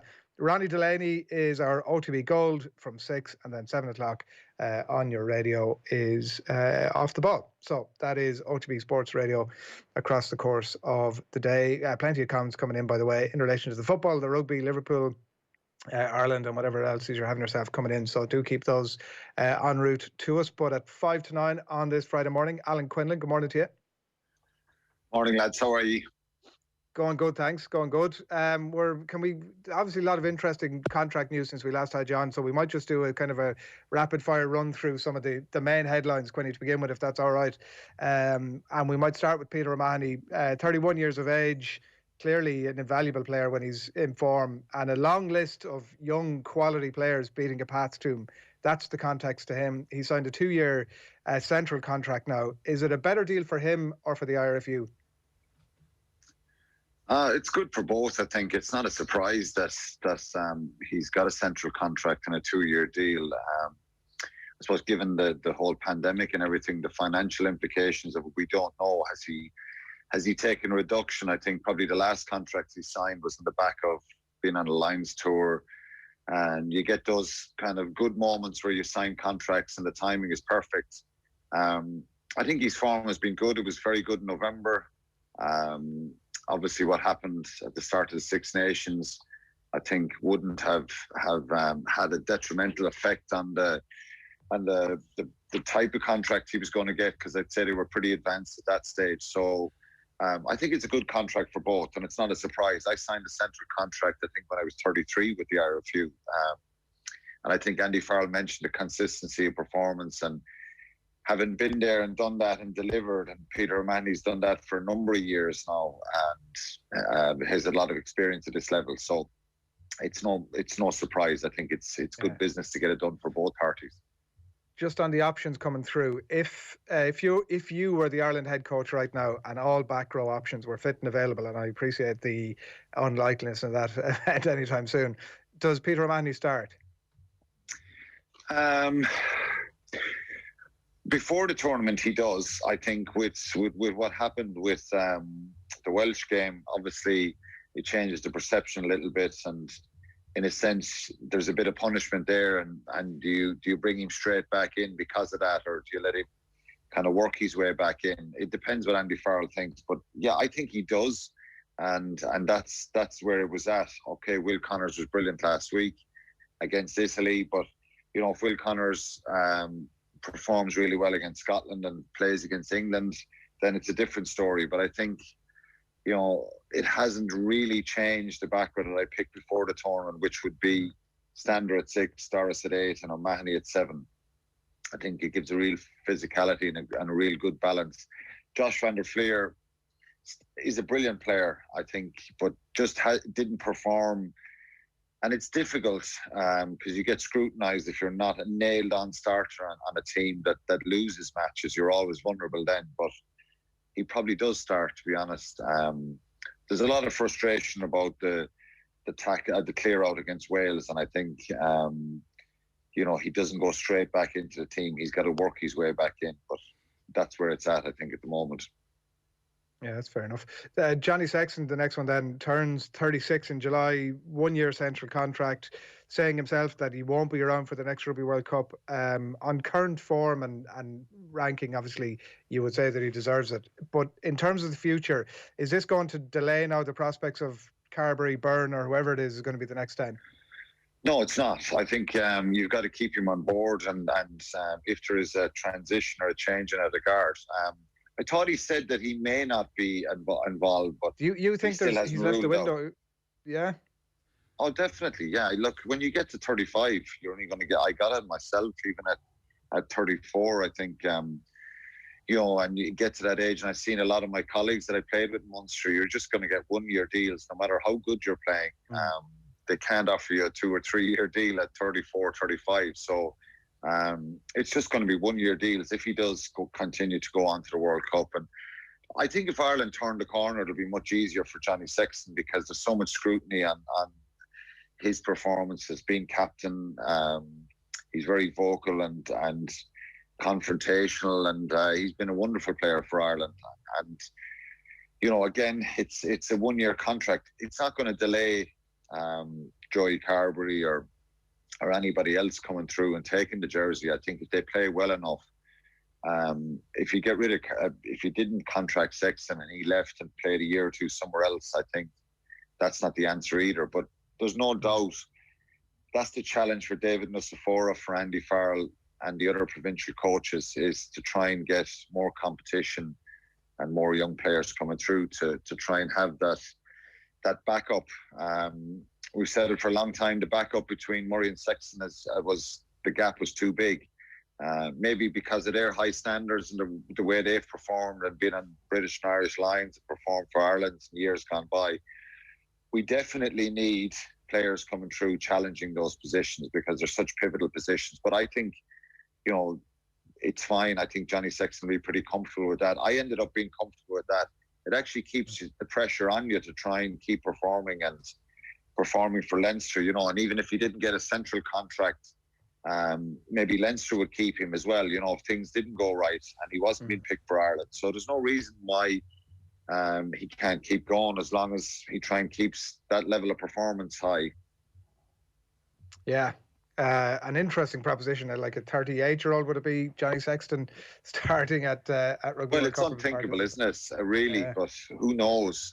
It'd be great to be in a position where you'd have 2 or 3 other fly halves that are playing really well, and Carberry and Carty and Harry Byrne, Ross Byrne, Billy Burns, Jack Crowley, maybe Ben Healy, all these guys really upping their game and getting better and developing more, and Johnny Sexton still lurking and still there in the mix. Someone that we spoke about the possibility of him coming on closing out games and having that experience to do that job. Maybe that will happen. So we definitely need more of those young guys coming through and to solve that crisis and problem that seems to be there for a couple of years now, the quality and the depth chart. Did you see anything new from Sexton last weekend, Quinny, to suggest that there is a slight adaptation to his game? Because he's starting to talk about this now. He's starting to talk about the end of the road for him. I wonder if his play is going to start representing that.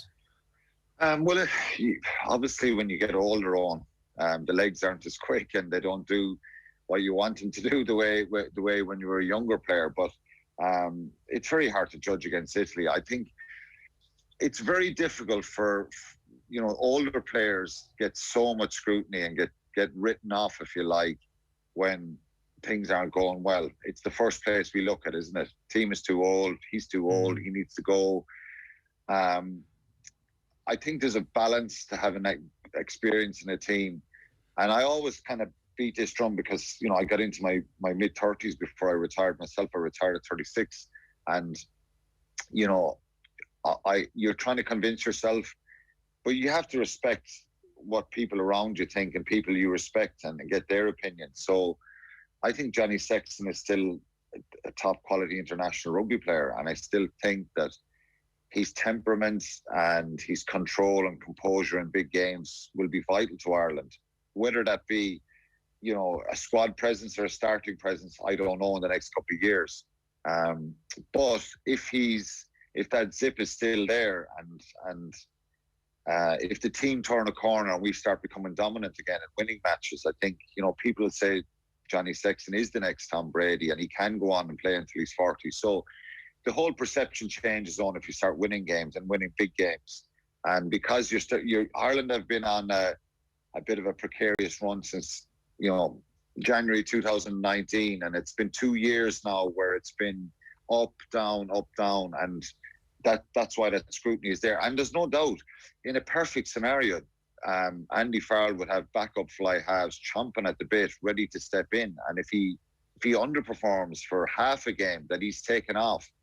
But at the moment, there's a reliance on Johnny Sexton that brings that extra scrutiny. So yeah, he has to adapt the game, but we see so much kicking in the modern game now on anyway that even if you lose a little bit of zip in your running game, his kicking quality and his kicks out of hand are top class, and they have been world class. So there's still an important role there. We'd all be happy enough if he's firing the William Webb Ellis around the keys like Tom Brady was at Vince Lombardi. We'd take all of that.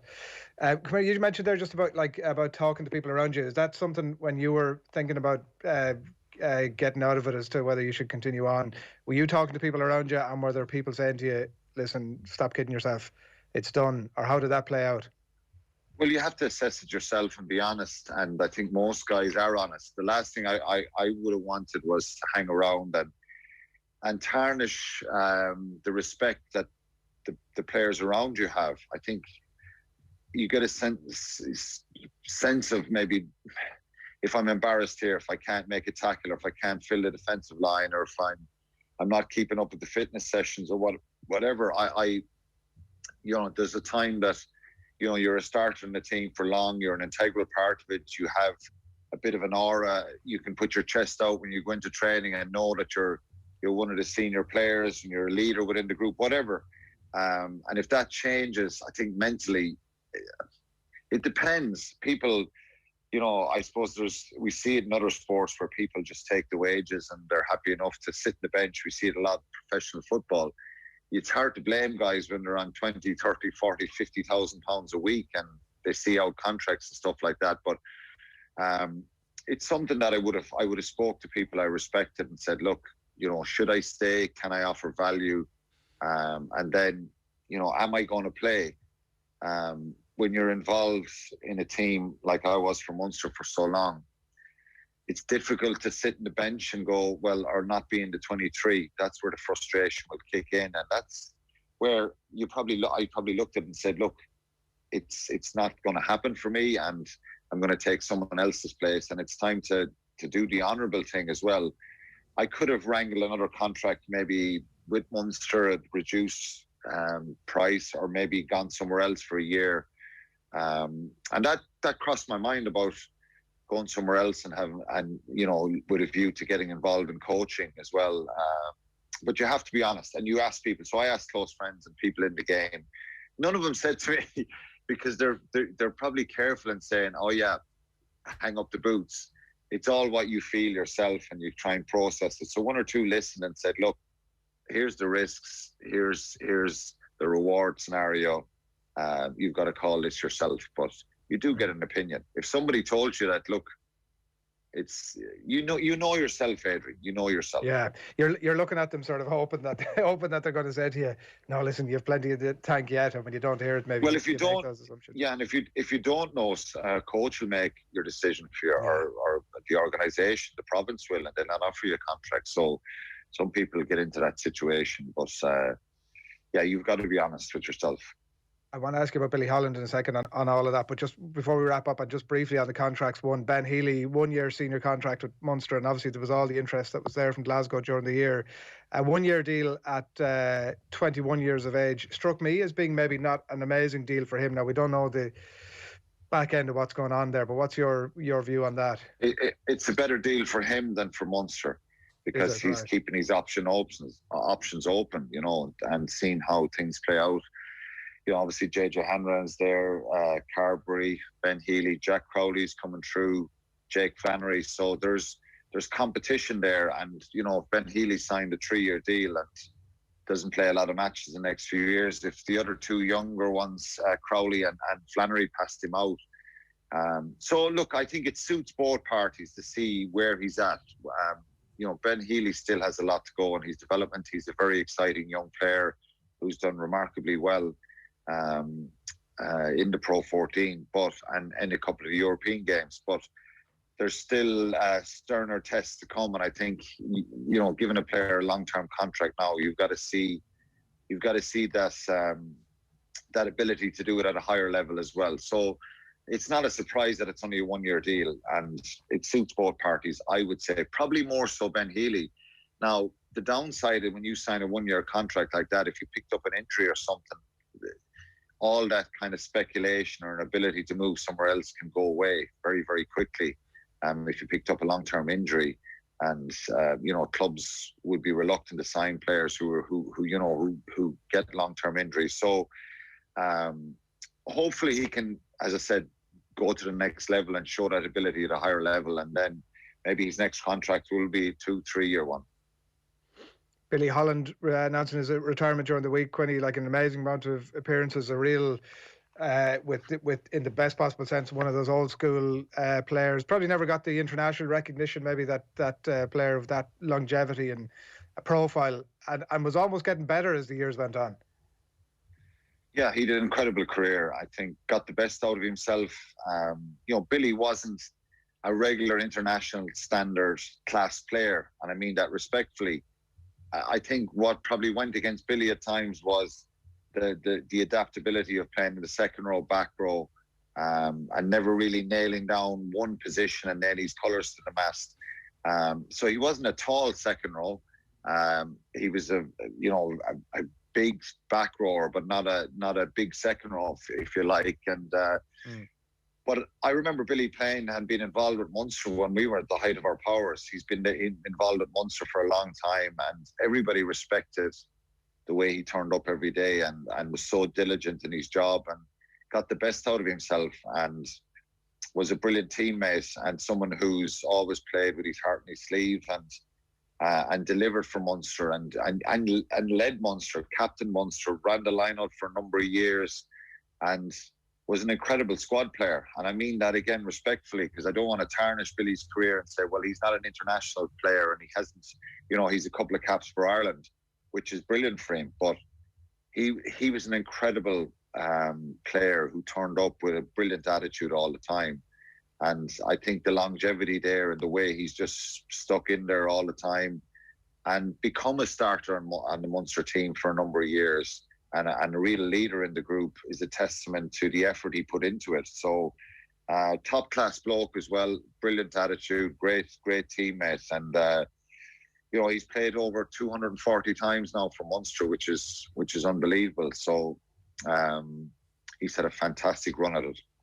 Yeah, it's an incredible career, all right. There's going to be a lot of people looking at Thomond Park tonight, and a lot of that will be to do with Ben Healy and Craig Casey starting there. That Munster backline looks sensational. Quinny, the two lads, Daly, Scannell, Farrell, Conway, and Haley, Carberry's on the bench. There's more to come back in. Is it as exciting a Munster backline in its entirety as you've seen over the last number of years, or? How excited are you? Maybe is a better question. Yeah, there's a lot of promise there, and there's a lot of ability there. It's about getting them the ball, and I think the biggest challenge for Munster will probably be up front tonight. It looks like a robust, aggressive pack of forwards that they're going to face in Connacht, and the game in December. Munster were very comfortable in the game for probably 60 minutes, and then 65 minutes in the last 15 minutes it all changed and they were hanging on for dear life. That decision from the 5-yard scrum cost Connacht the possibility of winning the game. So I think Connacht will be incredibly determined, and I have a feeling this one's going to be fairly aggressive and spiky. There's going to be a fair bit of spark to this game. So but if Munster get the right ball, Delaney doesn't start. Look, he's world-class 12 and Rory Scannell starts there. So I'd love to see, Rory Scannell have a big game, get some offloads, get some distribution going. We know what he can do running forward with the ball. He's very effective at that, but he's got to add a little bit and hopefully he can get some opportunities to make some breaks tonight and keep the ball alive. But with the back three, I think if you get enough ball to him, I think Chris Farrell needs a big game as well. He's someone whose level has just dropped a little bit lower than the promise he's shown at times. And, he's not being talked about as been coming into the Irish team now. I think he needs a big game. Bundy Aki is someone for Connacht who I'm sure will be looking to have a big game and a big impact. And, he scored that try in 2016 when they beat Munster there. And it's a must-win for them. They're 9 points behind. It's even at that, I think, to catch Munster with 9 points is going to be very difficult. But I feel that, Connacht are going to come with all guns blazing tonight, and there's going to be fireworks, and there's going to be a fair bite to that game. Just finally, before we let you go on, Eoin. Well, I was just very quickly, Alan. We've been speaking about Munster a lot over the last couple of years, and how if a game involves a lot of bite, they might not actually be able to get up to that level. Has that changed this season? Have you seen enough aggression from them? I think, look, there's a lot of players there who can match that intensity and physicality and that bit of confrontational style that you need. Gavin Coombs has been brilliant this year, so he's got to have a big game and be a real leader now for Munster. Wycherley in the second row.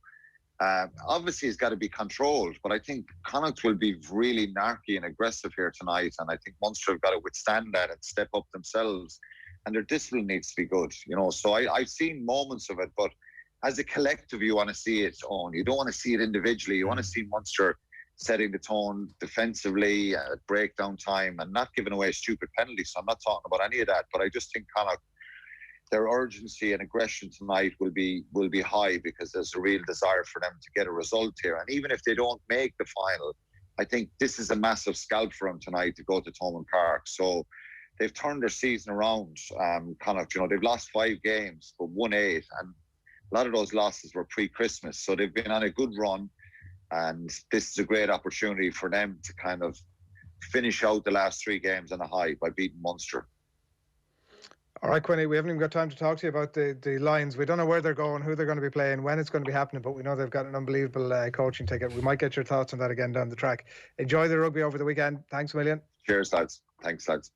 Alan Quinlan on the line there as always on a Friday, and we'll catch up with him again early next week to reflect on all events over the weekend. By the way, a reminder that from next week, Golf Weekly is moving to Patreon, and if you sign up, you're going to get a guaranteed podcast every Thursday, extra episodes around the biggest tournaments of the year, big interviews as well with golf's biggest names too, and you'll hear from our PGA Tour resident player Troy Merritt on a regular basis, and you'll also become an official friend of the pod. You'll be able to chat to the lads, Joe, Nathan, Peter and Fionn. You get invites to our golf days and enjoy exclusive watch parties around the majors as well. You can head along to otbsports.com/Golf Weekly. You can sign up for $3.99 a month, or you can just search Golf Weekly on patreon.com. That page is live now, and you'll have more weeks like Rory flying it over in the PGA Tour, and much more chatter around that as well. It's 9:15. It's Friday morning, and you're watching OTB AM. We're back after these with the crappy quiz. AM on OTB Sports Radio, Ireland's first and only sports radio station. Off the ball. There was one player, and me and him didn't get on, to be honest. I won't name him. So essentially, it ended up being like a pretty big fight in the shower. But it's one of them ones where there was no one around to break it up. So I was kind of going, how long is this going to go on for, you know? And it was like, I don't really want to be doing this. I wish someone would come in now and just break this up. But obviously 2 lads in the shower, you know, all greased up, rolling round it. It probably wasn't a pretty sight. Off the ball. Weeknights from 7 and weekends from 1. This is OTB Sports Radio, live 24/7 on the OTB Sports app. Get ready for the Cheltenham Festival with the Boyle Sports app, with a special offer guaranteed on every race every day of the festival, plus extra places on each way bets over all 4 days. The Boyle Sports app has got you covered. Need to study up? Check out our Racing Post insights or watch our exclusive video previews with Cheltenham Gold Cup winning jockey Robbie Power. The Cheltenham Festival on the faster than ever Boyle Sports app. Boyle Sports. This is betting. Gamble responsibly. See gamblingcare.ie. 18+. Tom Watson, you're welcome to Golf Weekly. Hey, this is going to be fun. Very happy to say European captain and, of course, 3-time major winner Padraig Harrington joins us. Today's special guest on Golf Weekly is Lee Westwood. Thanks very much. Yeah, I'm honoured and delighted. Let's bring in Paul McGinley, who joins us now. Paul, you're very welcome. Shane Lowry, how are you keeping? I'm good, thanks, yeah. Well, I'm as good as I can be. The biggest names in golf and Ireland's best golf podcast, Golf Weekly, now exclusively available on Patreon. Go to otbsports.com/Golf Weekly to sign up now. OTB AM. With Gillette, put your best face forward with our new and improved razors. Chris Waddle. Oh, you're kidding me. September. Kyle Lafferty. Are you joking me?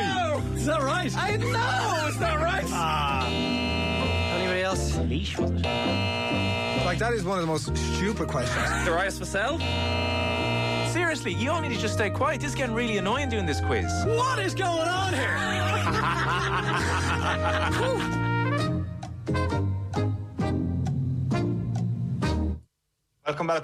Welcome along to the shoutiest segment on Irish radio. It's the scintillating, it's the stupefying, it's the splendido crappy quiz. Every Friday we pit 3 of team off the ball up against each other in a no-holds-barred quiz of sporting factoids at the end of the week. Allow me to welcome today's contestants. I'm going to be straight up to everybody at home. This is the second time I'm doing these intros, so they were funnier the first time. You've missed out on a really good conversation about Willie Big Bang Casey versus Rigondo. You will never get that back, but maybe one day we'll dip back in. We'll see how giving our first contestant is to his intro, though. Our first contestant is the Floyd Mayweather of the crappy quiz. He shows up, he jabs away with unrivaled knowledge, he gets the win, and he goes home undefeated with a 1-0 record in 2021. It is Phil the Power Egan. How are you doing? Is there any boxer you feel like, Adrian, when you come up against Phil the Power Egan? Well, funny you should mention that, because I often feel like Willie Big Bang Casey to Phil's Guillermo Rigondo. Insert canned laughter here. Our next contestant today has been lambasted for coming up short in every single quiz he's partaken in this year. Little did the people in our YouTube comments know that this is a former champ, looking to recapture that 2019 form. It's Adrian Big Bang Barry. It's been a lean 18 months on 2021, not been good to me. You're going to get the win today, predicting it. Our last contestant today is sickened that Michael D. Higgins is hogging all the headlines for his new puppy this week, when this man has a brand new puppy of his own who he's been using to mine many, many Instagram likes. Give it up for the Meath Hillbilly, Tommy Rooney. Mishnook looks really gorgeous, so I'm not sickened by Michael D. Higgins getting a new puppy. It looks like a gorgeous pup. And Bailey's been all over Instagram. He's not ready for his off-the-ball debut yet. Why not? We're still kind of working on a few tricks and a few techniques, and he's not up to scratch yet when it comes to broadcasting live on the air. People need to check out Tommy on Instagram to see this puppy. As you mentioned, it's called Bailey. Is it cuter than Mishnock is the question? Probably smarter. Like he's an incredibly intelligent pup. Probably wittier. He's good crack. He likes his football as well. I don't know Mishnock from Adam, apart from the photo. Oh, well, you've just called the president's dog stupid and unintelligent here this morning, Tommy. So that is a big blow for Michael D. Higgins, who I'm sure is with us in the audience this morning. As ever, the format is a classic crappy quiz with a series of questions on different themes. Then it's on to the slip and slide of trivia, the rapid fire round. You can podcast the crappy quiz on otbsports.com or the OTB Sports app. And if you're watching on YouTube, make sure to click the thumbs up, even if we contribute nothing but misery to your day. Round one is the boring questions round, never multiple choice. Phil, Mick McCarthy has been a revelation in the dugout at Cardiff City, but can you tell me which club McCarthy has managed in more games than any other? Soft question. Ipswich. Is he right, Tommy? I would have gone with Wolves, but probably is Ipswich, so. It is Ipswich. No, it is Ipswich. Correct, Phil. Soft question that he didn't even know the answer to. Question one. No, Adrian. I'm saying it's soft. I'm saying it's soft for Phil. I'm not saying it's soft for me. I get a tough question. I'm saying it's soft for Phil. He started it already. Unbelievable. Adrian, who is the tallest player in the Ireland rugby squad? Dev. In the Ireland rugby squad, so that obviously doesn't include Devin Toner. It must be.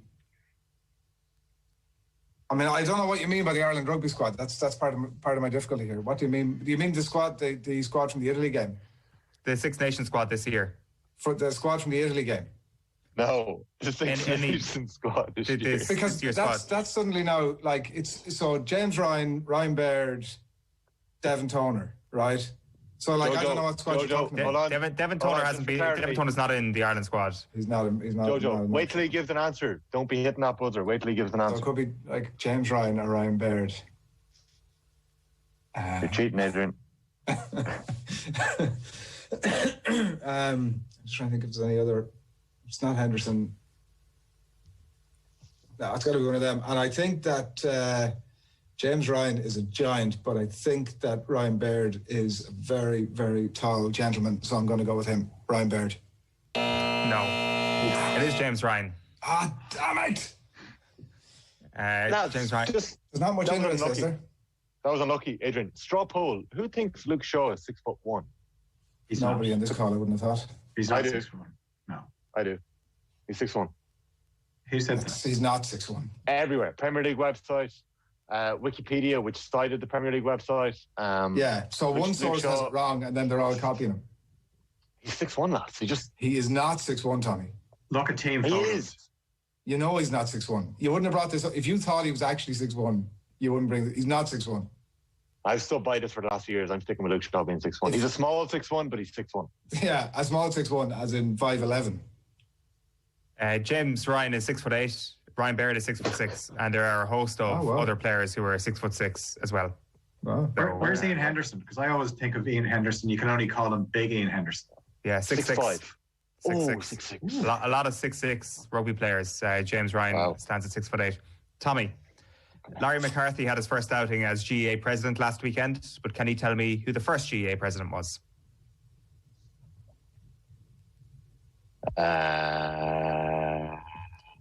Michael Cusack? It's not Michael Cusack. Hogan? It's, no. One more. Davin. Davin, there you go. Maurice Davin, correct. I was just working my way through the stands there. Hill 16 was next. Yeah. Okay, I didn't say Douglas Tejeda, because that's the first name that came to my head. Round 2 is you went to an Irish school, referring to him, but we were always given Douglas Hyde. Whereas, does that paint me as a West Brit? Maybe it does. Round 2 is the officiating round. After a week when Messrs Gozair, Mason and Atwell all tried to outdo each other in the refereeing stakes, this round will test your knowledge on some of the most infamous referees and refereeing moments. Phil. Graham Poll famously showed 3 yellow cards in a World Cup match involving which teams? Croatia and Australia. Correct. Phil is 2 from 2. The narrative. The narrative is back. The narrative is back. Give Phil the easy questions. Adrian. Copy Quiz Master always needs one dominant force. Adrian, a porcelain bust of which referee once famously sat in the bathroom urinal of a bar called Cowboy in Queenstown, New Zealand?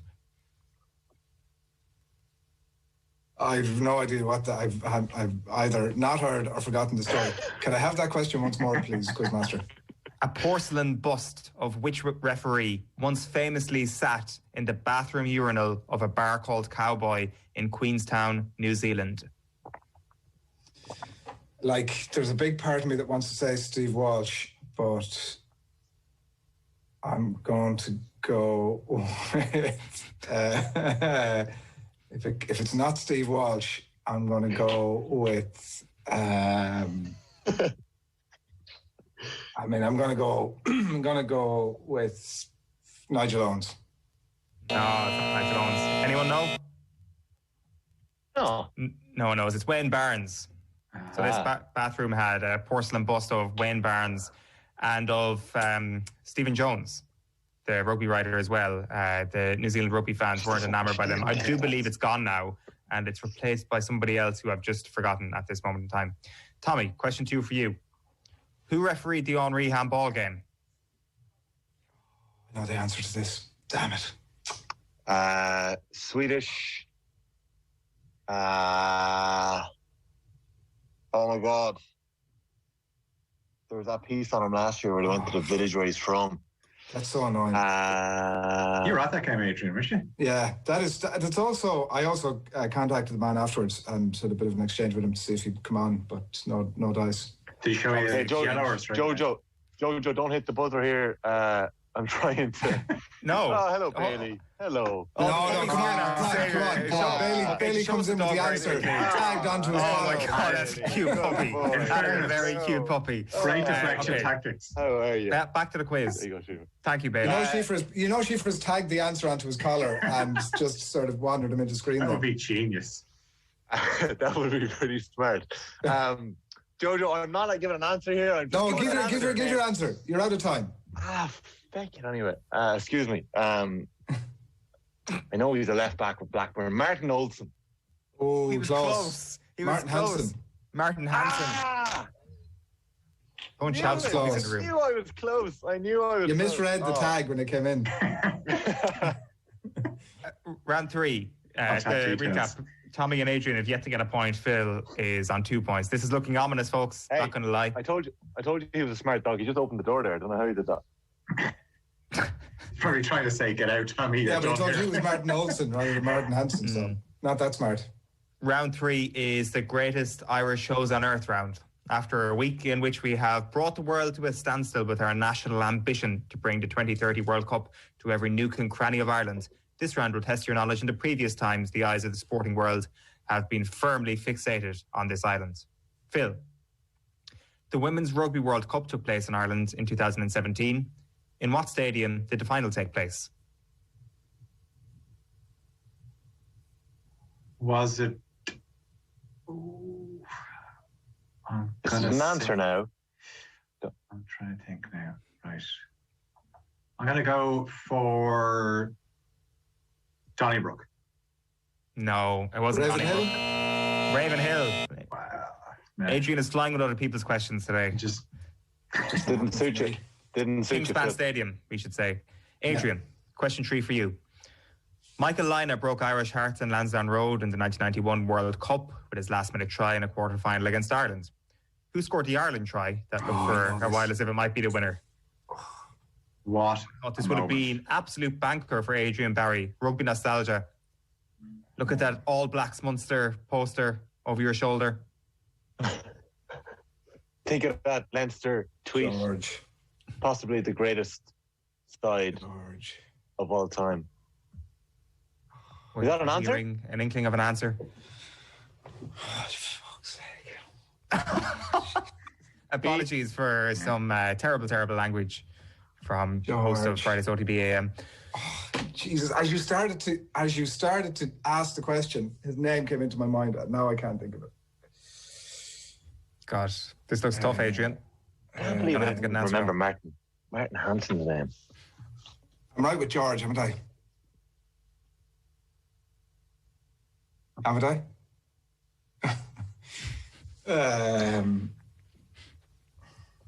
Come on, give us an answer.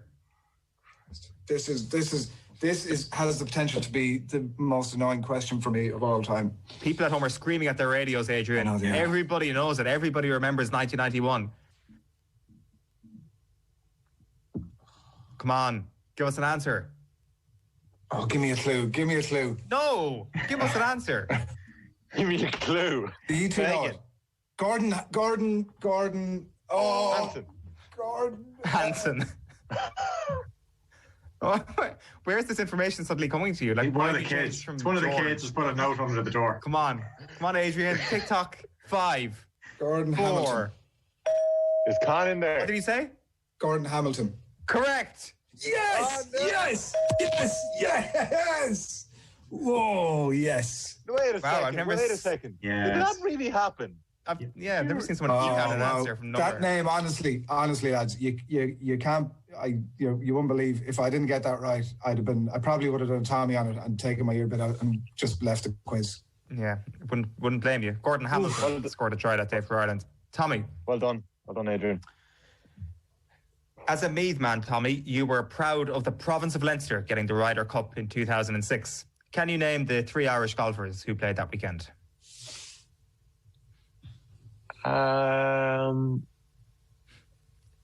McDowell. Incorrect straight away. Oh my God. Clark, Harrington and McGinley. Yeah. Correct. Adrian Barry nailing Tommy's questions once again. Yeah, McGinley, Harrington, Clark were the 3 golfers who played. Obviously, I would have got the other 2. Clark. An unusual starting place, Tommy, I would offer. I'm going to make something public knowledge right now. Tommy won't thank me for it, but we were having our post-show meeting an hour ago, and Tommy was like, who's on the quiz this morning? And usually, of course, Ger or Nathan would be on it, and I was like, it's Phil and Adrian. And Tommy was like, God, I'm going to win today. The scores currently are Tommy 0, Adrian 1, Phil 2. Round 4. All about the narrative, Owen. Yeah, I definitely match number round. What is even on about? Contestants get 3 points for getting the number exactly right in this round. If no one manages that, the nearest. Go on. Just before we go on. Yes, lads, I did say that. I was psyching myself up. All right. Okay. Yeah. Oh, look, I take no offence. Yeah, I'm letting myself down here in a very public setting. So I would have been surprised if you didn't say that. I'd have been disgusted with you. But I apologise. Contestants get 3 points for getting the number exactly right. If no one manages that, the nearest contestant who doesn't go bust gets 2 points, and the second closest gets 1 point. We can only accept the answer that's written on your paper, and I'm also going to have to ask for your pens once the music ends. So if you don't mind, give us the following number. The number of consecutive games Manchester City have now won in all competitions, plus the number of tries scored by Will Connors in this year's Six Nations so far, plus the number of gold medals Michael Phelps has won at the Olympics, plus the number of venues used in the 2018 FIFA World Cup. Your 30 seconds expire when Sinatra sings Bright Shiny Beads.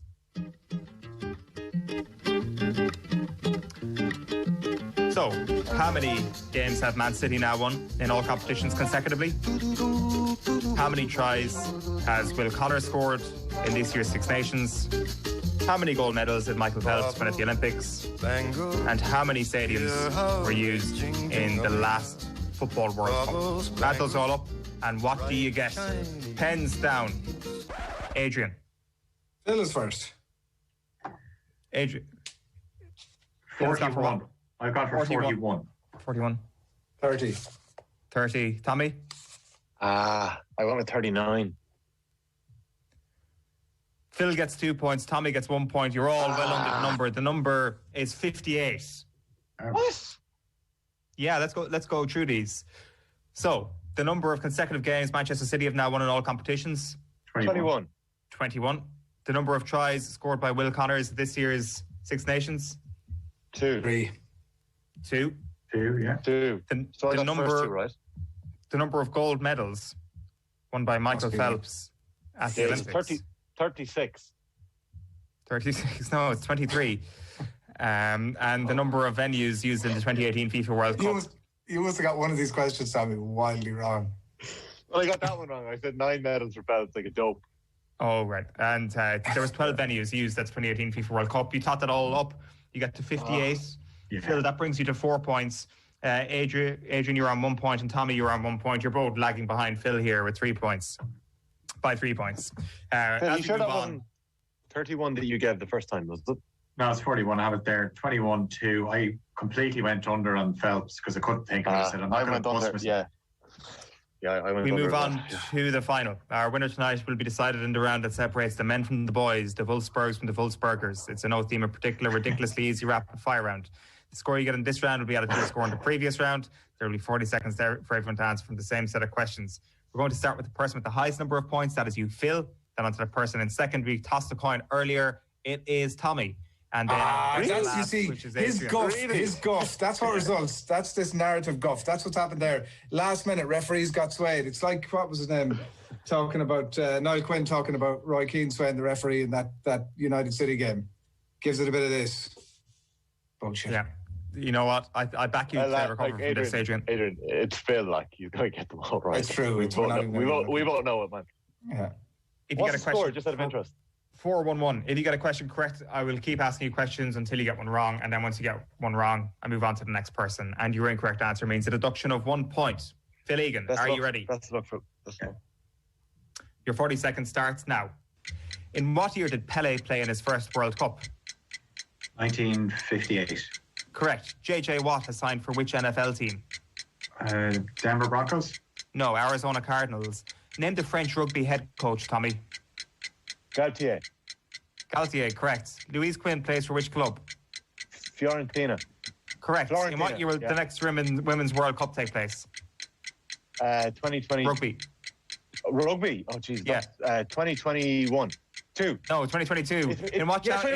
Which championship club are known as the Terriers, Adrian? I didn't hear that. Which championship club are known as the Terriers? Correct. Huddersfield.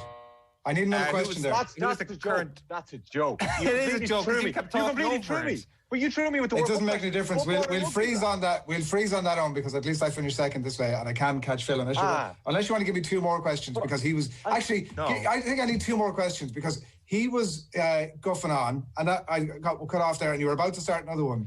So I think there's Adrian, 2 more coming. Who is the current All-Star hurler of the year? Am I getting another one after this? Yes. Okay. No, hold on a second. Before Adrian answers that question, no. Can you not admit that you messed up that question? Like, clearly, we did a piece yesterday with Louise Galvin on the Rugby World Cup in 2021 being moved to 2022. But you completely threw me. 2021. I said 2022 in the next breath. You completely threw me. Yeah, but you got to take your first answer. You said 2021 first. Adrian, come on, rapid fire. Midfielder. 3. He's not a midfielder, by the by the way. It's Darren or Damien. Darrow Tegarty. What's the next question? Doesn't matter. We're saving the next question for next week because it's been such a disaster from your perspective again, Tommy, cutting in on Adrian. I feel sorry for you. But Phil Egan, let's get the music for Phil because this has happened once again. What was the score? Their score was 4-2-2. So there was actually a tie for second place. Actually 4-1-2 because you got the Road Hegarty question wrong, Adrian. So Tommy, you came second, Adrian. 4-2-2-1, whatever. Whatever formation you want. Take it away, Phil. What do you have to say? Look, it's about efficiency. It wasn't the greatest performance, but it was a scrappy one. And just kind of, you got to pick your fight. So I could be back in a few weeks. Who knows? I have to talk to my promoter. He is 2-0 for 2021. Phil the Power Egan is your champ. We'll see you next week. Chris Bond. Oh, you're kidding me. September. Kyle Lafferty. Are you joking me? Is that right? I know. It's not right. was? Leash, was it? Like, that is one of the most stupid questions. Darius Vassell? Seriously, you all need to just stay quiet. This is getting really annoying doing this quiz. What is going on here?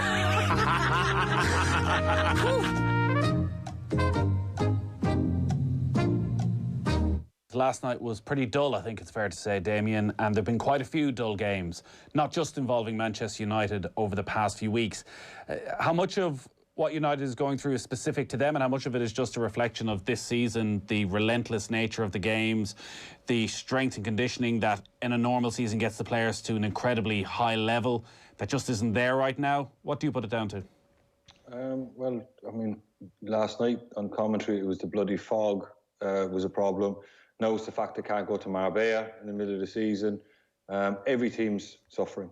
Absolutely every team. You know, some are holding up better than the others. Manchester City seem to have hit their stride. Yes, you can argue they have a bigger squad. Chelsea seem to be getting into a good vein of form, and teams are plodding on. Look, I've been a vocal critic of Ole Gunnar Solskjaer as a manager. I think tactically Manchester United are still very, very poor. I watched Jamie Carragher's thing on Monday Night Football, and he did make some really interesting points about how they pressed high. But when you saw that wide-angle view, I was just looking at the TV, and the two centre-backs are on top. Oh, sorry, the two number sixes are on top of the two centre-backs, and there was a gaping void in the middle of the park. So the front four went and pressed. The two full-backs were kind of half and half, and then you had four players, the two centre-backs and McTominay and was it not McTominay? Was it Matic and Fred or Fred. McTominay and Fred? Yeah, Matic and Fred last night. McTominay and Fred at the weekend. No, the Chelsea game though. Which one? McTominay and Fred. It was McTominay and Fred. Yeah, sorry. So the two of them were sitting in front, like, and here I just think that, you know, they're just not amazing. You know, they only attack with four players. That's what I've been saying since 18 months. You know, he has to, or he's insistent on playing two defensive midfield players because I'm blue in the face with playing two centre-backs need to be babysat. Your two full-backs aren't overly attacking. They're decent, but they're not, you know, Dani Alves, Trent, you know, it's not that level. So, you know, you think of Tottenham under Pochettino used to play that box, you know, with two centre-backs and two defensive midfield players in front of them, but the full-backs were like right up the top of the pitch, joining in, and it was those four's job to defend. So you attacked with six, you defended with four. Manchester United defend with six and attack with four. And I think when they get up against top teams, good sides like Chelsea, like in the Champions League, you need more than that because top teams are very, very good. They can snuff out the threat of four. I feel really sorry for Fernandes because he's on his own, because United play wingers as well. They stay high and they stay wide. So the gap between the wingers to Fernandes, to Rashford, the gaps are huge. So there's no real, you know, link-up play, so to speak of. It's not bad sometimes, but it's counter-attacking stuff. But when good teams have good defensive midfield players that are set up correctly, they can snuff out the counter-attack. And if you take the counter-attack away from Manchester United, there's not a whole lot there. Now, if you watched Crystal Palace's last two games against it was Brighton and I think it was Wolves, maybe it was, where, you know, they had two touches in the opposition box. I mean, Crystal Palace had a good chunk of that game last night. And they were able to, even Crystal Palace defensively, were able to deal with four attackers. So what I would advocate would be, you know, can you switch to one defensive midfield player? And that would free up another spot for Donny van de Beek. So you could have, say, McTominay as your number six, and you'd have your two centre-backs. So there's your three defenders, and your two full-backs are half and half, or one is definitely staying back.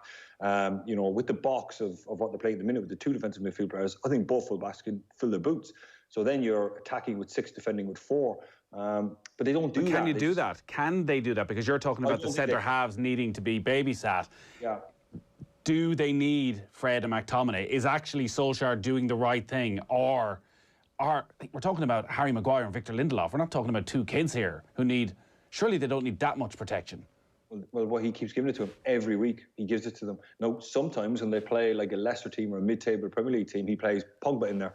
But any time it comes to a big game, he switches to Matic and McTominay, or Matic and Fred, or McTominay and Fred. So, and then he pushes Pogba over onto the right-hand side. So he doesn't even trust Pogba defensively because he does switch off.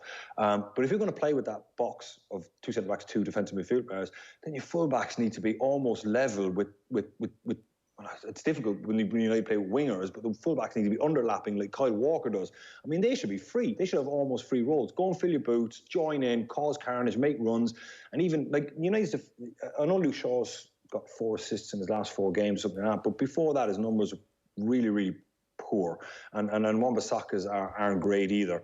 But I'd forgive the numbers if being poor if they were joining in and underlapping and arriving at the back post and relentless in the running. You think Kyle Walker, Trippier back in the day, all the really good fullbacks who just release and go, because you got 2 defensive midfield players there, but United don't seem to be capable of defending that way. So your point of, is Solskjaer doing the best with what he has? I mean, I don't think so, because they're just, it's Manchester United is about winning leagues and winning tournaments, like every tournament they enter, and they're nowhere near it. As soon as they come up against a half-decent side, they really, really struggle to score goals, or they're struggling at the minute because they only have 4 players in attack, and 2 of those are Daniel James and Mason Greenwood, who are kids. So essentially, it's all falling on Bruno. But when you get a top-level midfield player like Kante, he's able to not nullify him, but limit him anyway, not in the way other teams can, but on top of that as well, look, there's a myriad of issues, to be honest with Manchester United, but the only one you should ask really is Ole Gunnar Solskjaer getting the most out of that squad? Is that squad better than what it? Because that's the only question you should ever ask. And what's the answer? No, absolutely not. I think there's so much more in that Man United squad. I think there's a tactical change or a tactical deviation. Why can't he play Bailly and Lindelof together? And that would alleviate your problems. Because they've spent, 90 million quid to bring Harry Maguire to the club. Well, I'm sorry, but I mean, listen, that's why Manchester United aren't going to win trophies, because they've spent money on him for 80, 90 million quid. He hasn't got the mobility. He has to have 2 number 6s in front of him. Whereas I think Bailly and Lindelof probably have the mobility. Because on top of that, even if you go 1 number 6, you still have your fullbacks in the vicinity, and even if Luke Shaw does bomb on and is putting in crosses, Wan-Bissaka can hang back. He doesn't have to be the one coming into the back post finishing them. He can just kind of be in the vicinity. So even if you have 1 number 6, a right back in the vicinity, or a left back in the vicinity, 2 centre backs, it's still 4.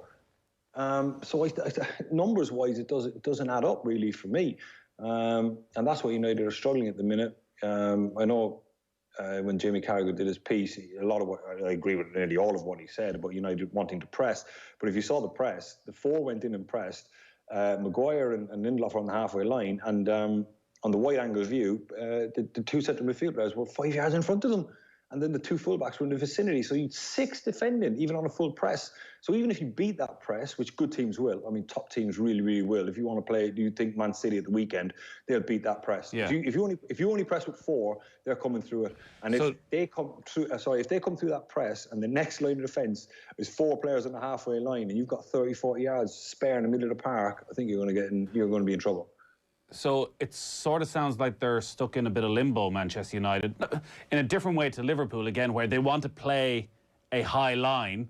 So he wants his centre halves up on the halfway line, but he doesn't fully believe they can do it. So he's holding his 2 central midfielders back, which again means, much like Liverpool and the concession of that goal, there's that big gap where, again, you talk like a team of Manchester City's quality.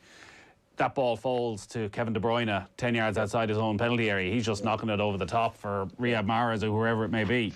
Well, Sterling the other night made so many runs in behind, and he's just very, very good at timing those runs. And they will keep playing it. So what will end up happening, though, and why it'll kind of paper over the cracks, I believe, for Manchester United, is Man City will dominate the ball so much, and United won't press City. They'll just drop right back into their shape.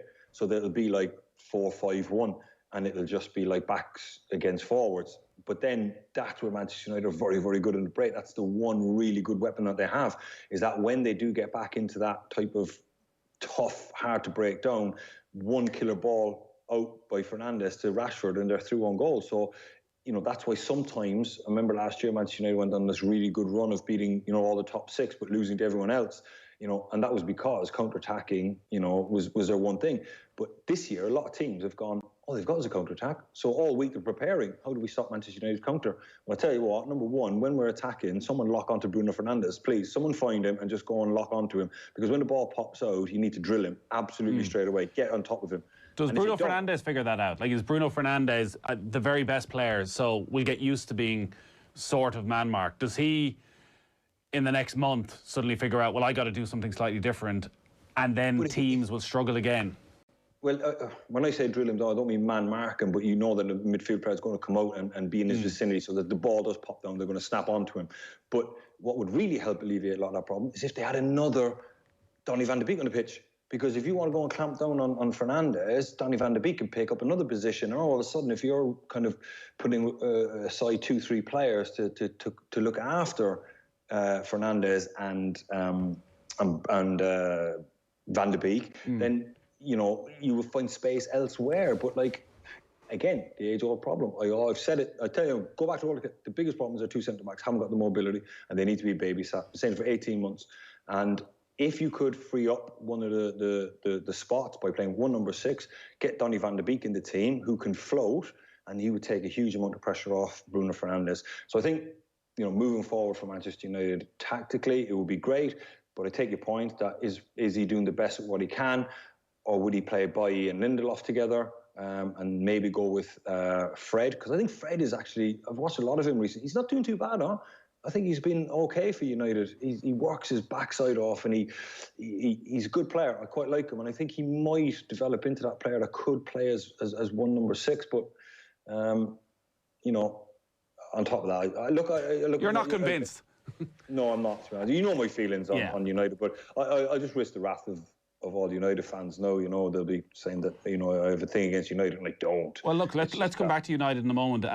Football on Off the Balls with thanks to Paddy Power. For information on responsible gambling, visit gamblingcare.ie. There haven't been any goals at Anfield. There's 20 minutes left. It's still Liverpool 0, Chelsea 1. But it has been interesting over the last 10 minutes because Liverpool took Mo Salah off on the hour mark and replaced him with the returning Diogo Jota. Mo Salah was not happy. To put it mildly, he slowly walked to the sideline, shaking his head, barely put the hand out. Was Alex Oxlade-Chamberlain, who was coming on at the time as well, in place of Curtis Jones. And the camera has panned to Mo Salah several times in the last few minutes where he's sitting in the stand, still shaking his head. If you're Jurgen Klopp, Mo Salah's the top scorer in the Premier League. He has been Liverpool's man for the last 3 seasons. Even if he's not at his best, should he be taking him off? Yeah, I probably agree with you there. Yeah, I think always having him on the pitch, but you know, he's brought on a midfield player, an Oxlade-Chamberlain, maybe not a midfield player, but a more dynamic player. So he probably feels like they might be struggling to get the ball to the front. So he probably took off Salah, who maybe he didn't think was having a good game. I haven't really been concentrating on the game. Yeah, no, he took off Jones as well, and he brought on Jota as well. Now Jota has had a couple of half chances. They're certainly looked a bit more energetic. Salah does seem to take a big chunk of the criticism for Liverpool's problems. There's a protection of Firmino and Mane, and a lot of it seems to fall on Salah's shoulders. Is that just what you got to accept when you are the star man, that when things go against you, that you're going to be that lightning rod for criticism? Or is it unfair? I think he's been good this year, numbers-wise. His goals is still really, really high. But, you know, he's always been an awkward player in possession, isn't he? Sometimes he looks like he's going to trip over the ball, or he'll let it run under his studs, or he'll give away a 4-yard pass. He kind of has that about him. But then he'll score 2 goals, you know. Yeah, he probably is their best player. And you know, I think Firmino hasn't been playing amazing of late. I am surprised that he took him off, to be honest with you. I mean, I'd always keep him on the pitch because he always has a chance of scoring. But obviously, Jurgen's doing something tactically where he's mixing it up. He wants to get some more energy in midfield. I'm not sure. But he took him off for a tactical reason, I presume. If it stays like this, Chelsea will be up to 4th on 47 points. They'll be 1 point clear of Everton, who have a game in hand, and 2 clear of West Ham, who also have a game in hand. Liverpool will be 4 points behind Chelsea, having played the same amount of games.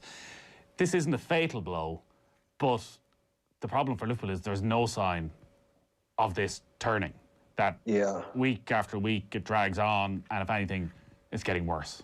Yeah, and there's so many runners and riders now looking for those other 3 spots. You know, Man United seems to have a nice cushion there the last number of weeks, but that's been whittled away now, and they've been dragged right back in. I mean, they could, in a couple of weeks' time, theoretically be third or fourth and clinging on with Everton at their heels, you know.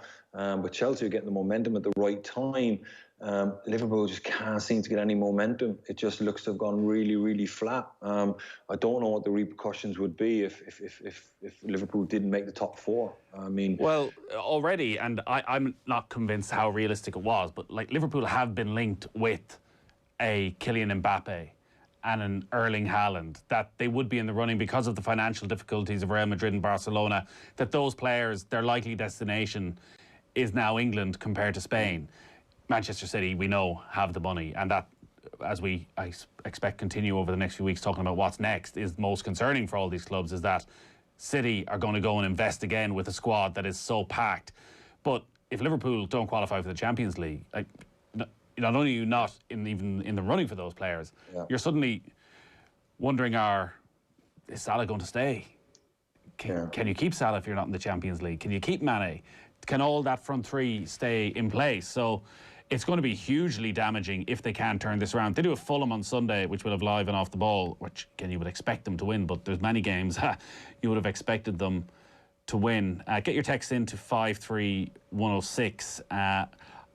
I did want to talk to you as well about Everton and whether they can keep this going. No Seamus Coleman tonight, by the way, for Everton. He's still injured, but they don't think it's going to be anything too long term. They are just a point outside the top four. When you look at the squad they have and the manager that they have, do you think they can finish above probably both Chelsea and Liverpool, which they might need to do? I think it'll be very, very difficult, because I think when the crunch comes, Chelsea should maintain and hopefully get there. Leicester seem to be falling away as well. You know, maybe the pace of the season that they set off at, allied to European football. I know they're out of that now, but that a lot of injuries as well, starting to. Exactly. Barnes and Maddison both gone. Yeah, so I think they could. I believe in that manager. I really do. I think he's obviously a world-class manager, like world-class manager, and he'll be able to keep things fresh, keep the players motivated. But the good thing is, you know, if they win their game in hand, they're in the top four, so it's theirs to give away, I suppose, really. It's not a case of they're saying, if we get a good run, we might nick in there. I think if they win their game in hand, they're in there. And if they can keep up pressure, I don't see any reason why they couldn't. I think they're more than capable of it, especially with the manager that they have. Here's Werner. Yeah, big chance for a second for Chelsea. They came forward down the left-hand side. Acres of space again in behind the Liverpool defence. Mason Mount slid it through to Timo Werner, cutting in. Ken Allison looked a little bit hesitant coming off the line, but he managed to save with his back foot and out of play for a corner kick for Chelsea. Let's go to Anfield and just get the update. It's Liverpool 0, Chelsea 1. It's all pretty scrappy at the moment, this game. Chelsea still lead, of course, courtesy of that goal in the first half from Mason Mount, and they're good value for it as well. They've had the best chance of the second period. Ziyech's 18-yard shot cleared off the line by Andy Robertson. Christian Pulisic has just come on to replace Ziyech, so for Chelsea, and Mo Salah and Curtis Jones have been replaced by Oxlade-Chamberlain and Diego Jota, who's back from injuries. Liverpool 0, Chelsea 1. Just on Everton, Damien, and looking towards the summer, a lot of speculation around the players we've touched upon. Well, Mason Mount won't be leaving Chelsea, but James Maddison and Jack Grealish, and potential of moving to one of the, say, traditional top four, top six. What about Richarlison? How good is he, and what is his... As a member going to Goodison Park a lot last season, at the start of last season, and being impressed all the time by his work rate, because I think you look at him and think maybe his attitude at times isn't great, but he worked his ass off on the right or the left-hand side, wherever he was playing. Remember Seamus Coleman talking about him, how much he enjoyed playing behind them, because actually he does help you out. You might not always see it, but he does. He scored 4 in 4 games now. He's still very young. He's still in his very early 20s. It does feel as though he's a player who's not spoken about very often, but it's just massive potential. Yeah, I mean, physically, he's a tremendous athlete. I mean, he really is. Really good size, good kind of bounce when he runs. You can see there's a spring in his step, and he works incredibly hard. And he does probably, percentages. He chases down an awful lot of lost causes. He's a lifer knockdowns. He's just everywhere. Not particularly I won't say particularly skillful, but he's not a kind of a easy on the eye type of player. He's just more of a battering ram type. But he's done really, really well for Everton, and he's probably one of the main reasons why Everton are where they are. Not just his goals, but his presence up front. You know, I can't tell you how important a player like he is when you're under pressure as a back four, as a team, or you're kind of under the caution. You know, the opposition are having 70% of the ball, and you can just lump one in his vicinity. And you know, if he doesn't get it, well, then he'll make life very, very difficult for the centre-halves. You know, it won't be a case of you can clear it and the centre-half will take on his chest and step into midfield and it just becomes wave after wave of attack. You know, he will flick it on and chase his own flick on. And if the centre-back does get on his chest, my God, he's going to foul him or he's going to chase him down from behind. There's a bit of nastiness in him. Yeah, exactly. And those little moments of respite for defenders and midfield players are vital. So Liverpool still trailing Chelsea by a goal to nil. 9 minutes left. Damien Delaney's with us. After this, the old question is going to come up again. Roy Keane's quote, bad champions. When you look at the way this has fallen apart, have they been bad champions? No, not at all. I don't think that's a fair assessment, to be honest with you. They've had an incredible time with injuries. You've lost your two centre-backs and then double whammy of having to play centre midfield players there. They've been blooding young kids. Maybe, look, I'm not saying Liverpool are faultless here. You know, the conversation we had at the top of the show about Jurgen Klopp's stubbornness or willingness to stick with this system when it wasn't working for a long time and it's only been getting worse and worse. You know, there was a period when Van Dijk got injured, they did stick to it and players can fill gaps for time being. But to fill gaps and play out of position for an entire season, you're going to get caught eventually. You know, Man City got caught last year when Fernandinho had to play the majority of the season at centre-back. You know, first half of the season, he was new to him, he was enjoying it, he had a spring. But after a couple of defeats or a couple of mistakes, the confidence drains out of him. He's standing there thinking, I don't know how to play this position. You know, it's difficult. And that's pretty much what's happening to Liverpool now. You know, Fabinho filled in great, and people can fill in for a short period of time. But look, they've had an incredible amount of injuries. And it's been very, very difficult for them. On top of that, you know, I don't think there's been adequate investment. I think that when they won the league, they should have went out and made a statement and signed a serious player. Now, I know Jota came in and was very, very good. Thiago? But it was... Yeah, but he was only signed to offer them something different. You know, he wasn't signed to come in and take up from Henderson. I think he was signed basically, you know, for the Atletico Madrid game where they had 80% possession and they couldn't unlock a defence. They couldn't set a good passing tempo or a good rhythm. So he was basically another string to Liverpool's attack. He wasn't going to come in and take over from anybody. He was just an option.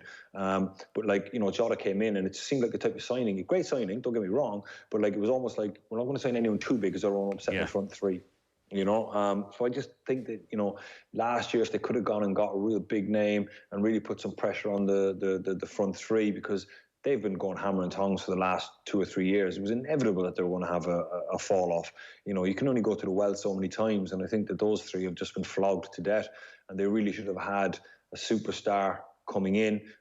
Maybe he should have foreseen the problems of, geez, what if we lose a centre back? We could be in trouble. Yeah. Now, I know you can't envisage losing three like they did. So there are mistakes off the pitch and on the pitch, but no, not bad champions at all. I think, you know, yes, they've complained and maybe a bit moany, but who hasn't? Yeah, and they're still 1-0 down against Chelsea. Look, it's clear from talking to you tonight, the centre-backs union is strong. You love nothing more than these midfielders coming back in, thinking they can do a job. No chance. We're pretty much done for this evening. We're back tomorrow morning at 7:30 on OTB AM. We'll have the Athletics' Caoimhe O'Neill reacting to tonight's game, Alan Quinlan, and the crappy quiz as well. Damien, thank you for being with us as always. Thanks, we'll talk to you again soon. Thank you. Bye-bye. We're back on the radio tomorrow night from 7. We will have Friday night racing and lots more besides. OTBSports.com if you want to get the full time and all the reaction from Liverpool against Chelsea. Still 1-0 with 5 minutes to go at that one. And also, if you missed anything from tonight's show, you can get the podcast. We had John Giles, we had James Lowe, and Jack Conan, and of course Damien Delaney on the football show. Tom Dunn is up next. Good luck. OTB AM with Gillette. Put your best face forward with our new